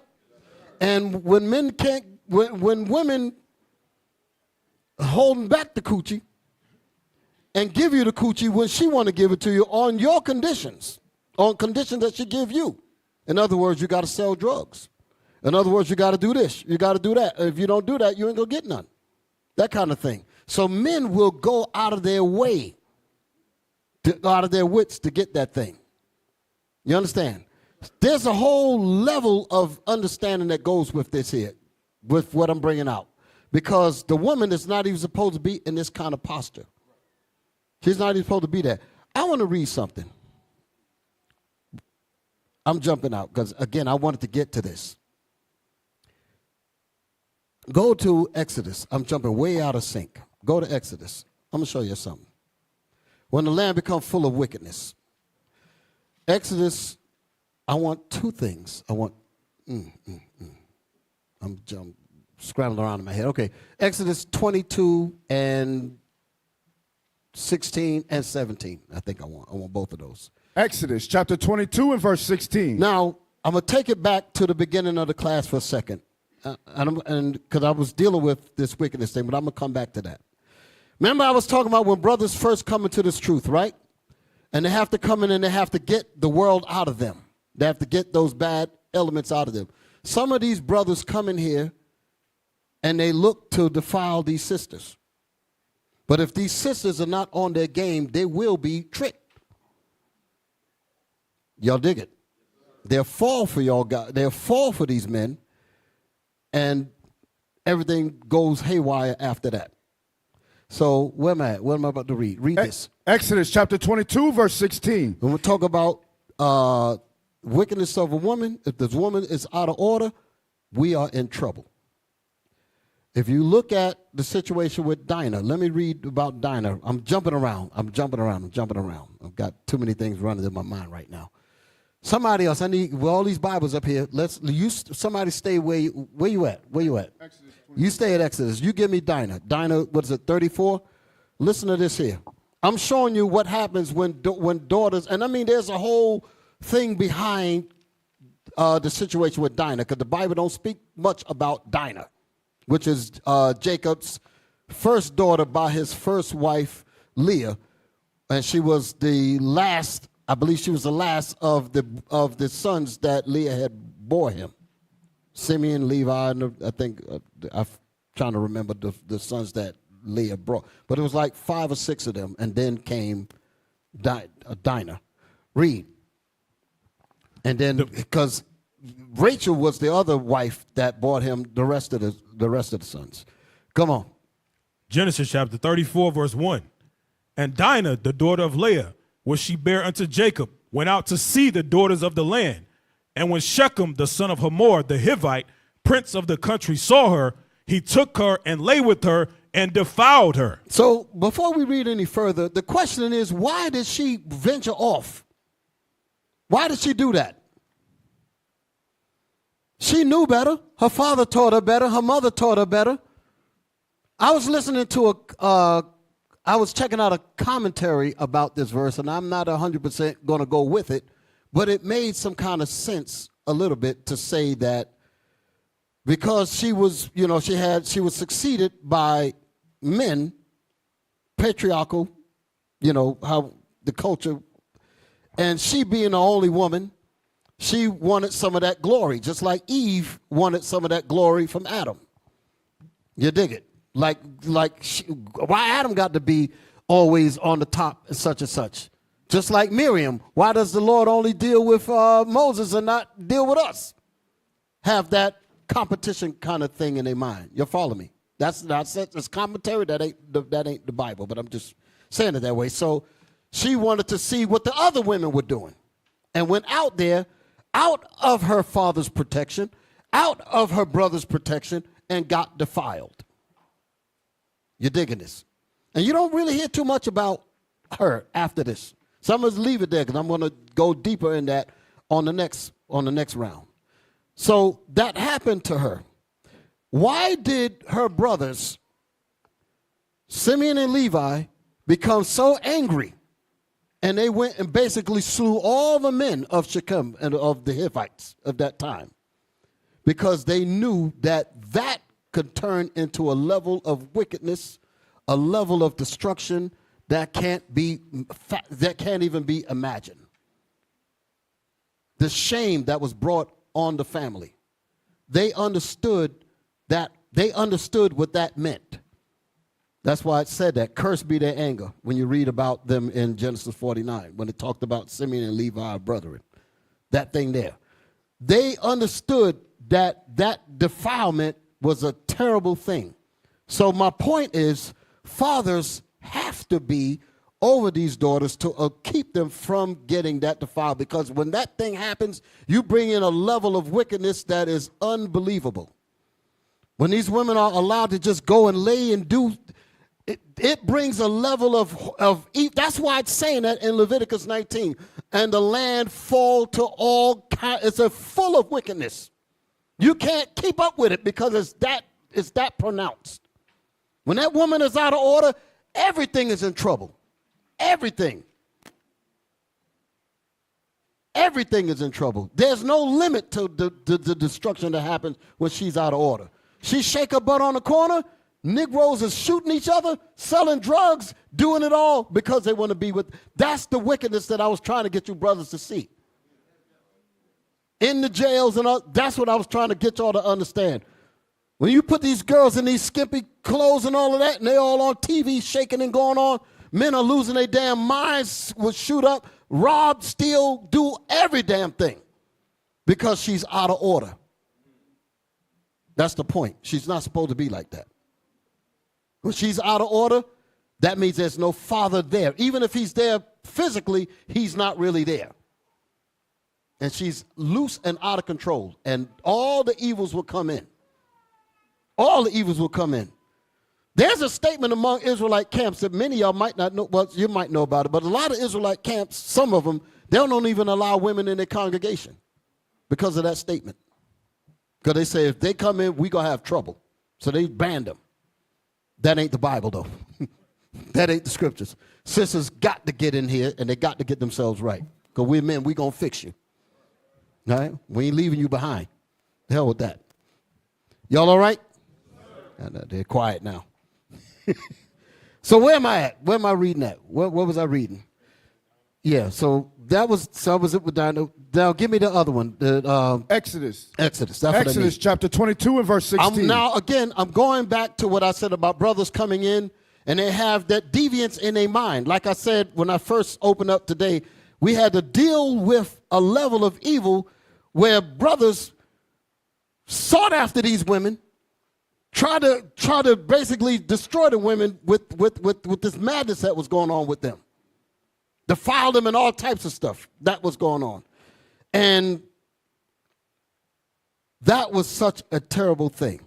So when these brothers come in, our job is to make sure that that does not happen. If sisters are coming in and they don't have fathers that's over them, then we become their fathers. And we make sure that brothers do not defile these sisters. Okay? But the sisters got to be willing to deal with the leadership. Got to be willing to deal with the fathers to prevent you from being defiled, because these brothers got game. These brothers got game. Tell you all kind of stuff, and you'll go along with it. I had some videos that I wanted to show y'all, and I didn't get to it yet. But I got to save that for another time. It ain't going to be tonight. Ain't going to be tonight. But they got game. They got game. Read the Bible. Exodus chapter 22 and verse 16. And if a man entice a maid that is not betrothed. So she's not married. So that meant that let me ask this question. If she's not betrothed, whose care is she under? Let's say it again. She's under her father's care. If she's not betrothed, if she's not betrothed, I'll leave it there. Because once you announce betrothal, like Bishop Kanai was bringing out, that's the beginning of marriage right there. She's promised, then that's it. So before that happens, she's to go from her father to her husband. That's what the book of Numbers 30 is talking about. When a woman makes a vow and all that, that's about the father having power over the daughter. That's the father having power over the wife and the daughter. There's no in between. She leaves her father's house and she's immediately, that very second, she's under her husband. There's no such thing as a woman that don't have a man to care for her. Let me say that again. There's no such thing in the Bible as a woman that does not have a man to care for her. If she's a widow, she has men to care for her. If she's a wife, she has a man to care for her. If she's a daughter, she has a man to care for her, her father. She is always up underneath the father or the husband. We're in this Babylonian system now. You sisters are coming in. Some of your fathers abandoned and left, gone, whatever. You're underneath the protection of the leadership. We have to watch for your souls, like I was saying earlier. So when these brothers come and whispering and saying things to you and they don't tell your father, they're up to no damn good. I'm going to tell you again, if they're saying anything to you to lure you into a conversation or anything with them, and your father don't know about it, and your leadership don't know about it, they are up to absolutely no damn good. Let's read the Bible. Verse 16. And if a man entice a maid that is not betrothed. And if a man entice a maid that is not betrothed. Entice. We used to read this in the old school. And we just run by it. Never broke these words down at all. What does the word entice mean? Huh? Spitting game. Somebody said spitting game. To lure. Let's pull up the pictures. I got some pictures. Did I send them to y'all? Maybe I didn't. Damn. Lord have mercy. Man, I didn't get y'all none of this stuff. The dictionary. You see it? Okay. Come on. Yes. Show that. Zooming in up. Now I showed it this way. This is my dictionary.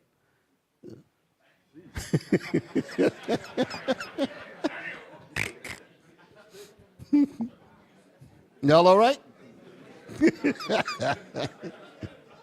Show me the next one. You see the encyclopedias beside it, right? That's giving you reference to how big that book is, right? Show me the next one. I'm opening it up. Okay. I'm just letting y'all see it. Government unabridged, meaning it's got all the words in it. Next one. Next slide. Webster's New International Dictionary from the English language, unabridged, da-da-da-da-da-da-da, right? Let's go inside. Next picture. Here we go. Entice. Back it up. Entice. Just read what you see. 1.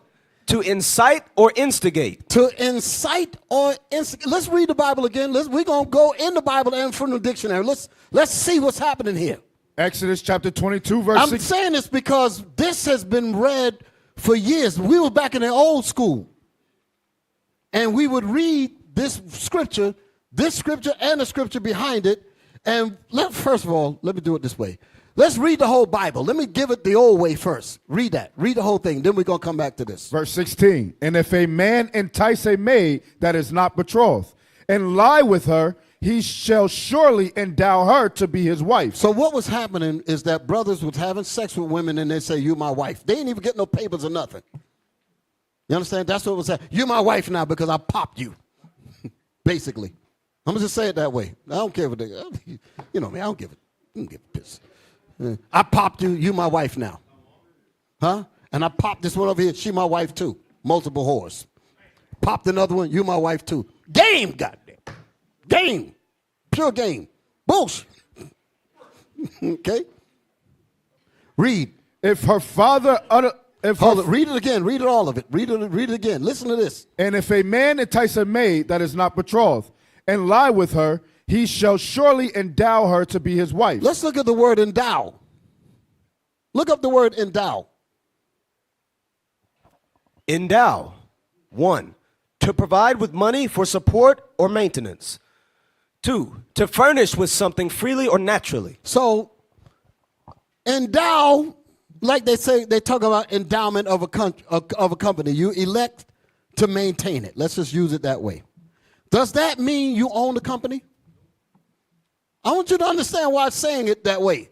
So you do not get the woman just because you sexed her. The next verse is going to prove it. This understanding was not the case in the old school. We never dealt with the next part. Read. Verse 17. If her father utterly refuse. What does it mean to utterly refuse? Look at the words. What did it say? If her father utterly refused. No, he just refused. Utterly refused. What does it mean, utterly refused? Huh? That means you strongly disagree, like, nigga, I'll kill you. I'll blow your head off. That kind of thing. Shotgun. You ain't, all that. That's what the utterly, why? First of all, because brothers looking at me like, well, damn, is he going to just disregard that? I know brothers looking at me like, wait, that don't sound right. What's the point of why that's being said? And I'm asking you sisters, did you know about what we're reading here? Talk to me. Why is it saying what it's saying there? Read that again. Because it's going to go back to what we talked about in Leviticus. Full of wickedness. This is a connection to it. Read that verse again. Verse 17. If her father utterly refused. Why did he utterly refuse? So who said that? Say that again. Put it on the mic. Because he didn't go to the father first. Because you went behind my back, nooker. And you did to my daughter what I didn't expect you to do. I did not have her to be with you. I had plans for my daughter. I'm the one that's going to pick who she's going to go with. He got to come to me, and I got to sniff and check his ass out. That's how that goes. And you went behind my back, and you did what? You enticed her. You lured her away from my direction. You lured her away from my control. That was evil, and I ain't letting you have her. But nigga, you better pay me, goddammit. That's why it says the shekels and all that. Why? Because you defiled my daughter. That's how that goes. You all understand that? Yes, sir. So the fathers are needed, damn it. That's the point. When there's no father, you have this mess will be all over the damn place. Y'all understand what I'm saying? Yes, sir. Read it again. Verse 16. And if a man entice a maid. Let's go back to entice. Let's go to the dictionary again. The big fat one. Entice. Firebrand. To stir a fire, kindle, provoke. To incite. Where you at? Okay. Hold. To incite. And I want to go back to one. One. To incite or instigate. To instigate, meaning to make something that's not there. Like the brother said, kick the game. You dig it? This right here doesn't sound traditional because that's all we do in the world. See that sister over there? You know, if I get your ear, I'm going to get your underwear kind of thing, right? But that's how we do in the world. And we come in here and we do the same thing.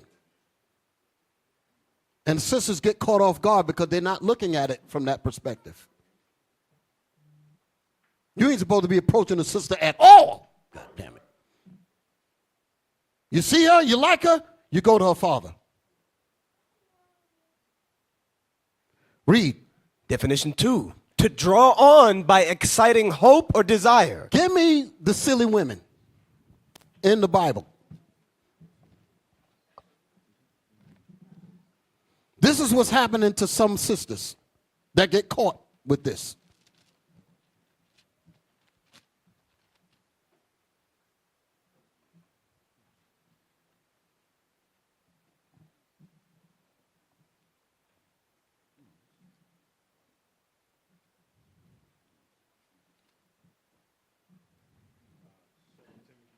Second Timothy 3 and 6. 2 Timothy chapter 3 and verse 6. For of this sort are they which creep into houses and led captives. You know what? Start with the first verse. Verse 1. Where you at? 2 Timothy chapter 3 and verse 1. Is it 3 or 4? It's 3? Yes, sir. Okay, read. This know also that in the last days. days. That's the scripture. That's what I was looking for. Listen now. I'm talking about brothers coming in here. Listen, good. Come on. This know also that in the last days perilous times shall come. Perilous times shall come. That's the times that we're in right now. Go ahead. For men shall be lovers of their own selves. Men shall be lovers of their own selves. They just want a nut. Go ahead. Covetous. Covetous. Boasters. Boasters. Proud. Blasphemers. You know, all of these characteristics fit into a situation where they will go and entice the daughter and never tell the father anything because they're not thinking about nobody but themselves. That's what we're reading here. Read that verse again. For men shall be lovers of their own selves, covetous, boasters, proud, blasphemers, disobedient to parents. Disobedient to parents. Go ahead. Unthankful, unholy, without natural affection. No natural affection for her father, who's going to be mad as hell later. No affection for none of that. Go ahead. Truce breakers. Truce breakers. They're breaking the commandments. The commandments is you go to the father. You go to the leadership. Go ahead. False accusers, incontinent, fierce, despisers of those that are good, traitors, heady, high-minded. Do you hear all these attributes? Traitors. Heady. Damn. Go ahead. High-minded, lovers of pleasure more than lovers of God. Lovers of pleasure. I just want to get a nut. I just want to get my rocks off. Go ahead. Having a form of godliness, but denying the power thereof. They got fringes and a border of blue. From such turn away. From such, you sisters, you better wake the hell up. You're supposed to recognize this. If he didn't go to your father, he means you no damn good. Go ahead. If he did not come to the leadership, he means you no damn good. Because we're going to check him out. But they don't want to be checked out. They just want to gas you up. Go ahead. For of this sort are they which creep into houses and led captive silly women laden with sins. Laden with sins. That's the kind of women that get caught by these type of dudes. Go ahead. Led away with divers lusts. That's it? Yes, sir. Okay. So now let's go back to what, that's the reason why what we're reading here makes sense. Do y'all see that? Read that Exodus again. Exodus chapter 22 and verse 16. And if a man entice a maid that is not betrothed. So if he's able to entice her, this ain't a case of rape now. The other parts of the scriptures deal with if he raped her and she cried and all that, his ass get put to death. But if she cried not, then they both is into problems. You dig it? Here's a case where she allowed the man to defile her. Read that again. And if a man entice a maid that is not betrothed and lie with her, he shall surely endow her to be his wife. So let's read more about this thing here on the dictionary. The entice. Let's get some more of that. Definition 2, to draw on by exciting hope. To draw on by exciting hope or desire. He starts saying stuff in her mind because he sees that she has that spirit in her. Men can tell. Talk to me, brothers. Men can tell. They know. Because I've seen sisters, I'll put it this way. In New York, I don't see them too much down here. The only reason why, because there ain't no mass transit. But on mass transit, the sisters have their headphones on. They be into their phone or whatever. And you're trying to look, you're trying to get their attention. They ain't looking at you at all. You understand? That goes into shamefacedness. The woman's looking back at you, they know you got them. I made you look. You dig it? That kind of thing, right? But if she's basically in her zone and she ain't letting you get no kind of connection to her spirit or nothing, you ain't got no chance with her. You dig it? Read that again.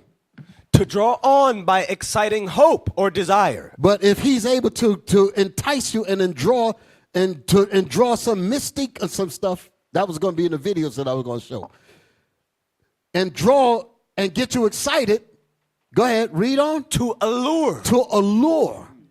That's what it means to entice, to allure you. What does the word, when you say allure from what?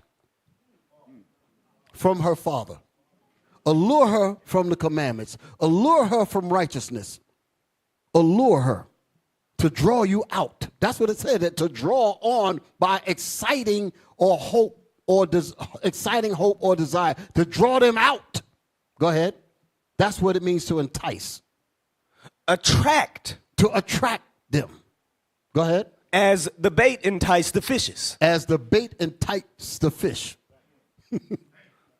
Go ahead. Often in a bad sense. Often in a what? A bad sense. On a bad sense. Go ahead. To lead astray. To lead astray from your father. To defile you. To do what? To induce evil. To induce to evil. To just pop you and say the hell with you. That's what happens with a lot of these women. That's what's going on. I look at the no fellowship, fingers just rolling. I said, what the hell is this? Ain't no marriage going to come out of that. They think they're going to pop their ass back up in here in a few months or whatever and start their practice all over again. A lot of them ain't going to change until, like the Most High said, this iniquity shall not purge from you except through death. But y'all see that. That's what we're dealing with. Okay, read on. To tempt, my son, if sinners entice thee, consent thou not. Proverbs 1:10. So it's giving you Bible scripture. I ain't even looking at it. That's what it says here, right? Yes, sir. Okay. Synonyms. Yeah, go ahead. Lure, coax. Lure, coax. Decoy. Decoy. Seduce. Seduce. Inveigle. Insight. Incite. Persuade. Persuade. I'll skip that word there. I ain't gonna look that one up. Prevail on. Prevail on. See allure. Allure. So if you look up allure, you get more. Temptation, seduction, persuasion, inducement. You look down there where it says synonyms, number 2. And enticing also, that by which one is enticed. So now, let me give you the Bible. Give me the scripture in James to get a better understanding of entice. To let you know that what we just read in Exodus is what's known to us as a Negro-proof law. Because the Negro did the back door and he didn't do it the proper way. That's the reason why they don't work out. James 1:13, I think it is. James chapter 1 and verse 13. Let no man say when he is tempted, I am tempted of God. Let no man, I'm going to put all woman, let no man or woman, because they both deal with this. Go ahead. Say, when he is tempted, I am tempted of God. I am tempted of God. No, you're not tempted of God. You were taught well. Your fathers taught you well. Your mothers taught you well. The leadership taught you well. You knew better. Go ahead. For God cannot be tempted with evil, neither tempteth he any man. But every man is tempted. Every man and every woman is what? Is tempted when he is drawn away of his own lust. That's what we read in the dictionary. Drawn away, to allure, to draw out, to pull you away. Go ahead. But every man is tempted when he is drawn away of his own lust and enticed. And what? And enticed. And enticed. There's that word again. Enticed. Go ahead. Then, when lust have conceived, when the man popped you, it bringeth forth sin. It bringeth forth sin because the father was not involved. And shame has been brought on him. That's why he's mad as hell. Go ahead. And sin, when it is finished, bringeth forth death. And there's death that comes after that. Your marriages go to hell. Your relationship go to hell. The man turns around and he find out that he's popping 3 other women because you never had him checked out. That's what ended up happening. This is some stuff, ain't it? But the wickedness goes so much further than that. Let's see where I'm at. I think I'm going to stop here. What we just left there, I was going to read one more thing. Read that last piece again. I'm trying to get my thought again. I just had it in my mind. Yes, sir. Verse 14. But every man is tempted when he is drawn away of his own lust and enticed. And he and she is enticed. So that means you've been drawn away from your respect, from your protection. Go back to Exodus. Exodus chapter 22 This and verse. This is the reason why the rest of the verse says what it says here. In verse 16. And if a man entice a maid that is not betrothed and lie with her, he shall surely endow her to be his wife. If her father utterly refuse to give her unto him. Hold it. Whoa. Read that again. If her father utterly refuse to give her unto him. If. So it ain't no guarantee. If. Go ahead. He shall pay money according to the dowry of virgins. He has to pay because he defiled that man's daughter. But you still ain't going to get her. You got to endow. You pay that endowment. but you ain't going to get her. Why? Because you never came to me straight. So you brought shame to my house. You get on the daughter too for being like Dinah, going out there and messing around. And then she get caught up. Same deal. But there's some reasoning behind that thing with Dinah. That's why I said I'm going to talk about that a little further in my next lesson. So I'm going to stop there. I'll just make this point, brothers and sisters. I just wanted to stress the point that whenever the fathers are not involved, when the fathers are not included, like I was bringing out the curse of the absence of fathers. When the fathers are not there, all of this wickedness has the opportunity to flourish. Give me the scripture where it says, through the woman came the beginning of sin. That's what this was going into when I said about full of wickedness. When she's out of order, this is what this is talking about. Where's it at? Just find it. I'm going to read. That's going to be my last scripture. I hope that now somebody would say, well, he didn't really leave on a good note. It's a good note when it comes to information. Sirach chapter 25 and verse 24. Of the woman came the beginning. Of the what?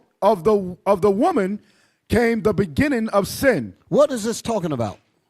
What is that verse talking about? I mean, historically. It's talking about Eve, right? What was it, huh? Right, it was talking about idolatry, but yes, but who was it talking about? Who was this person that it was speaking about? It was, right. You said it right the first time. Say it again. Adam, Eve and Eve. Adam. It was the situation with Adam and Eve, right? Yes. Eve. Read it again. Of the woman came the beginning of sin. Why? What is the problem there? It said, of the woman became the beginning of sin. What was it that Adam allowed? I shouldn't say it that way. She allowed, well, he allowed. I don't want to use the word because the scriptures say that Adam wasn't deceived, but it was Eve that was into transgression. In the transgression. Right. Well, she entertained another source. Was she supposed to? Right. She's outside of Adam. Exactly. She went out. She did just like Dinah, went outside of her protection. That's my point. So when she did that, Satan enticed her, and it brought hell on everything. That's what this is talking about. We foolishly prostitute our daughters to do the same damn thing and wonder why the whole damn planet is in trouble. Read that verse. Of the woman came the beginning of sin, and through her we all died. So when the woman is out of order, that's what it's talking about. When the out of order woman, it said, what did it say? Of the out of order woman, that's what I want to say. Of the out of order woman that would not obey her husband, that didn't want to listen to her father, that did not want to listen to her leaders. When she's out of order, it brings on everything you can imagine. Came the beginning of sin. Read it. Of the woman came the beginning of sin. Listen. And through her we all died. Through her, because of her disobedience, we are all dead men. We will all be dead men because the wickedness of a woman can't be compared to nothing. The scriptures tell you that. When she's out of order, ain't nothing going to work properly. That's the exact reason why our enemy says she is our most prized possession. I mean, what did he say? Valuable resource. She's good for economics and all of that. They say, if we get her on our side, we can rest with comfort. Our enemies knew this. Willie Lynch, he said that. He says she's the good tool for good, sound economics. Because if we can control her, she can keep her man in line with her coochie. She can keep everything under wraps. And she'll stand guard for us while we sleep in comfort. That's how they talk. That's part of the wickedness. So I'm going to stop there. Y'all all right? Yes, sir. Any questions? Any questions? Any questions? Sisters, y'all can speak. Any questions? Bishop, I got a video to go exactly what you just said, if I could. We'll close it out with that. Yes, sir. I was trying to find the one that some brother sent me with some young girl with some red on. I couldn't even find it. Somebody sent it to me and I can't even find it. You got it? Play Okay. that one. This is an example of, that's it right there. Right. This is the example of Okay. prostituting a daughter. This is a perfect way to end this. Look at this right here. This right here is an example of us coming to full retard wickedness. And I got another one after this. Okay, I'm gonna let y'all ride. I'm gonna let y'all ride it. Hit me.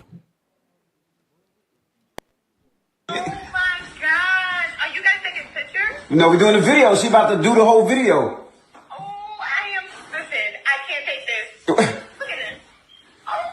Shall I proceed? So he's showing this. Now, I imagine she's going to sing a song, right? Lil' Kim song. Here's the question that I want to ask. I ain't want to play no more of this. Y'all see the rest of this at home. I know y'all want to see it, don't you? No, it's madness, bitch. It's madness? Yeah. But here's the point.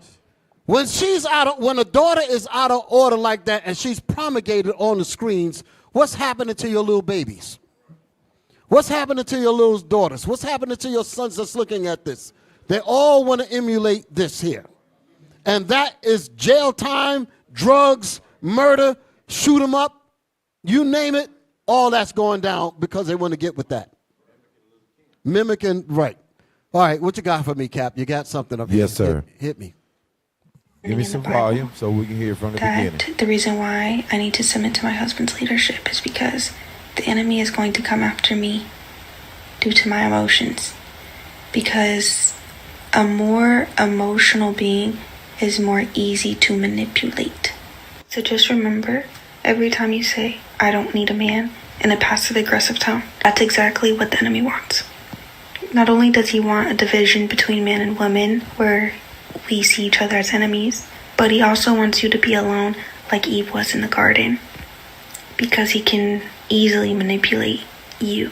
The way he's manipulating you is by getting you to create this perception that you don't need a man, but you should open your legs to one. And every time you do that, you put yourself at risk for your child to grow up in a fatherless home. And statistics already give us a plethora of reasons why we need the fathers in the home. And lastly, I think that when you have the mindset of I don't need a man, you're also essentially shutting your ears off to ever listening to one. Ever getting insight or perspective or wisdom from a God-fearing man. And Lord knows that the enemy fears you following a God-fearing man and being under his headship and his leadership. I remember That's a bomb right there. Yeah, that's heavy. That's a bomb right there. That's a bomb right there. You know, when I was thinking about, in closing, I was thinking about, like I was saying, this song that Beyonce put out, right? The car that I drive, I got it and all that. What's the other, all the single ladies? What's some records? To the left and all that. And the car that I drive, I bought it. The house that I bought it. I don't need you. I depend on me. Listen to this here. Independent Let me show you. Let me show y'all something. How we go to sleep. Y'all ready? Just give me 1 second. I'm about to hit you. When she's saying that I don't need this and to the left, the independence that when she says the car that I drive, I bought it. Is that true? No. What man is in her mind? The white man. The independence, I'm the independent woman. All of their liberation, all of their freedom, all of their strength, and all that stuff that they talk about that they don't need you, Esau guarantees that for them. They will not be able to say that if Esau is not saying, you go ahead and tell them, because I'll make sure that your bank account is good. I'll make sure that your cars is this way, your houses is this. She's dependent. All women have to depend on a man. The point is they're not depending on you. And that's the reason why a lot of brothers is bugged out. So on the reverse side of that, some men coming here for revenge. And you simple women that ain't paying attention, you're going to get caught up into that thing. I understand how the brothers feel. Let us fix the brothers before you open your legs up to them. That's real talk. And don't give them your ear, because if you give them your ear, you're going to give them your underwear later. Let me say that again. Like we say, huh? If I get her ear, I get her underwear. Huh? That's how it goes. If I get her to even look my way, I know I got her. I know I got her. Hey, give me that one clip. One clip. There was a movie. One clip. One clip. Yeah, play this one. I like this one. Give me this one and the next one. The last one I ain't going to show. I'm going to end it with this here. Play this one. Let me show you. Got to show this here. Come on, hit it. Watch this here. Pick up lines that work on women. Hey, Lisa. Her name's not Lisa. I know. But if every time I say, hey, Lisa, then eventually she'll come up to me and she'll be like, my name's not Lisa, it's Jennifer, whatever. And I'll do a big apology. And I'll say, I thought you were the Lisa who was mad at me for not calling. And then from then on, Jennifer, or whatever her name is, will think that I dated a girl who looked just like her, who I rejected. She'll develop this unconscious need to win my approval, and from then on, it's cake.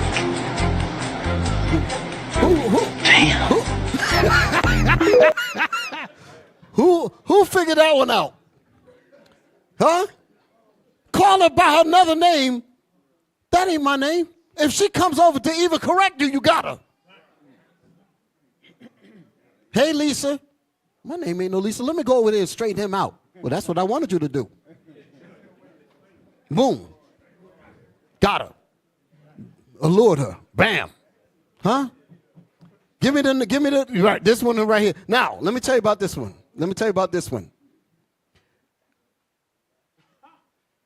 Gotcha, bitch. That good, right? right.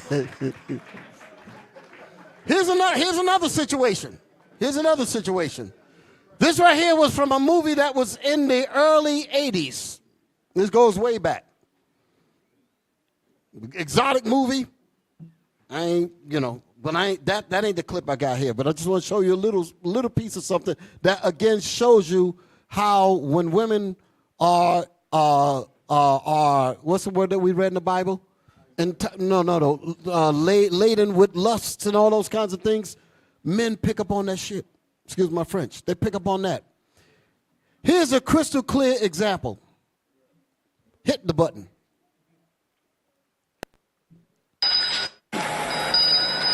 Now I'm gonna set it up. Stop. These two women, they work together. They're in the store and they're buying some Cornish hens or something, right? And then you're gonna have a man that's gonna come in and he's gonna try to kick the ballistics, kick the words to her, but he ain't they type at all. So they're gonna ready to diss the complete hell out of him. There's no mystique there. There's no attraction there. There's no lust filled there. Hit the button. Watch this. Imagine getting one of those caught in your throat. Can you imagine the songs I sang? Oh, such a romantic. Can I help you, ladies? Half a dozen of those little birds, please. Lady, you clean your arms. What are you going to do with them? What do you think we're going to do with them? Eat them. No, we plan to give them a proper burial. That's very funny. Seriously. Stop. What just happened? She dissed the hell out of him. They dissed her. He like, listen, get the hell your corny ass, get away from me. Such a boom. Now, watch this. Raise them as pets and then fly them from the rooftops.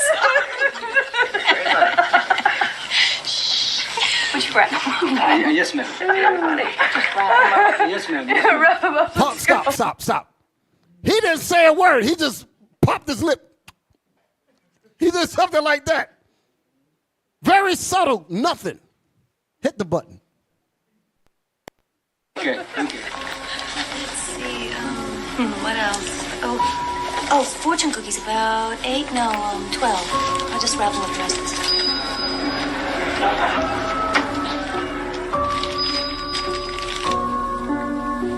Her mind is on, stop. Her mind is on frizzle, frazzle, mystique. I need to know more about him. Curiosity, the whole nine. Huh? Allured. And he ain't said nothing. He knew she was driven by lust. Men know that stuff. Now, I'm going to tell you about it. I ain't going to play the next one. I'm going to tell you about it. This was huh? I'm going to tell you about it. I can't show it. I can't show it.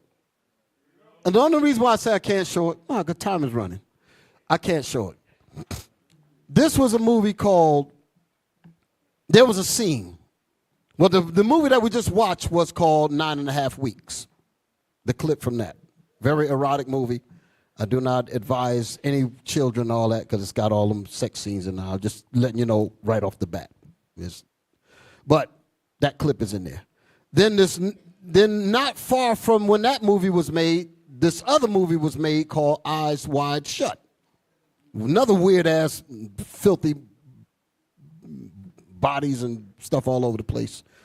But in the beginning of the movie, you have the couple. The guy was a doctor, and the woman was, I forget what she was. And it starred Nicole Kidman and Tom Cruise, right. He was a psychiatrist or something. And they were in the bedroom, and they was getting high, so to speak.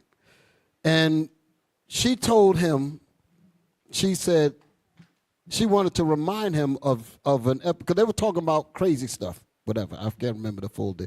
But she said, do you remember the time that we was at some restaurant? And we was at this Cape Coast, whatever this place was, and there was this naval officer that was over at a table talking with two other men, businesslike. And so she's over there with her husband. She's saying, you don't remember that? And he said, no, I don't remember that at all. And then she goes to tell him about how she felt about that thing. And listen to, I wish I could play it. I wish I could play it. But she's got hardly no clothes on, so that's why I don't want to show it. But she's in her bedroom. There ain't no titties and all that showing, but it's skimpy enough. I don't want to do that. But she said, she was telling him, she said that she said only thing that the guy at the table did was just glanced at her.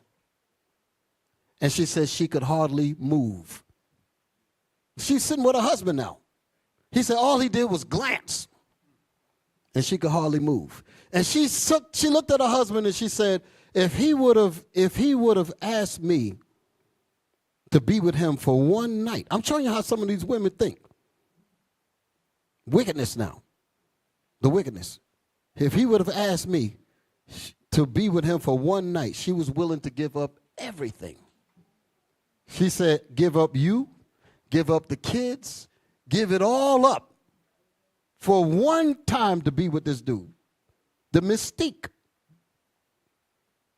You understand? That adventure stuff. You dig it? We almost got caught type of stuff. All that filthy talk, that's what they be talking about on their phones, talking that craziness. And these sisters be listening to, some of them, they be listening to that thing, getting all enticed by that mess. That's how some of these women end up on no fellowship. That's how they end up there. Because guys are talking to them just like that. And they just imagining all types of stuff. You have situations where a woman is enticed so badly, she literally threw her whole life away for a man that she couldn't even have because he was married. But can you imagine the filthy talk that was going on to get her to that point? And I know she was involved in it because, again, it goes back to what the scriptures say, laden with lust. So he saw that. He picked it up. This woman got a whole spirit on her.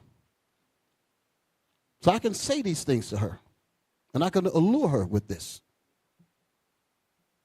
It's some heavy stuff. And wickedness to the utmost. So I'll leave it there. Like I said, I don't have a good note to end on, at least not that. I just hope that y'all got something out of what I brought out tonight. And I'll leave it there. So all praise to the Most High.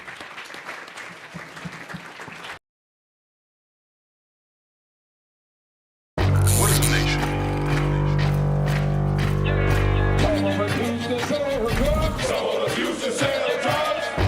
Nation is men leading by example.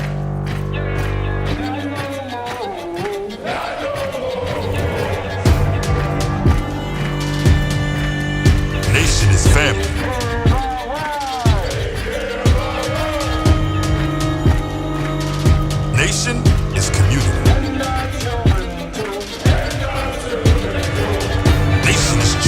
role models.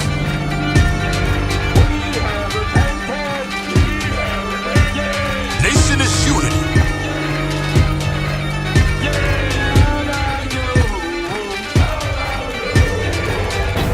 Nation is you.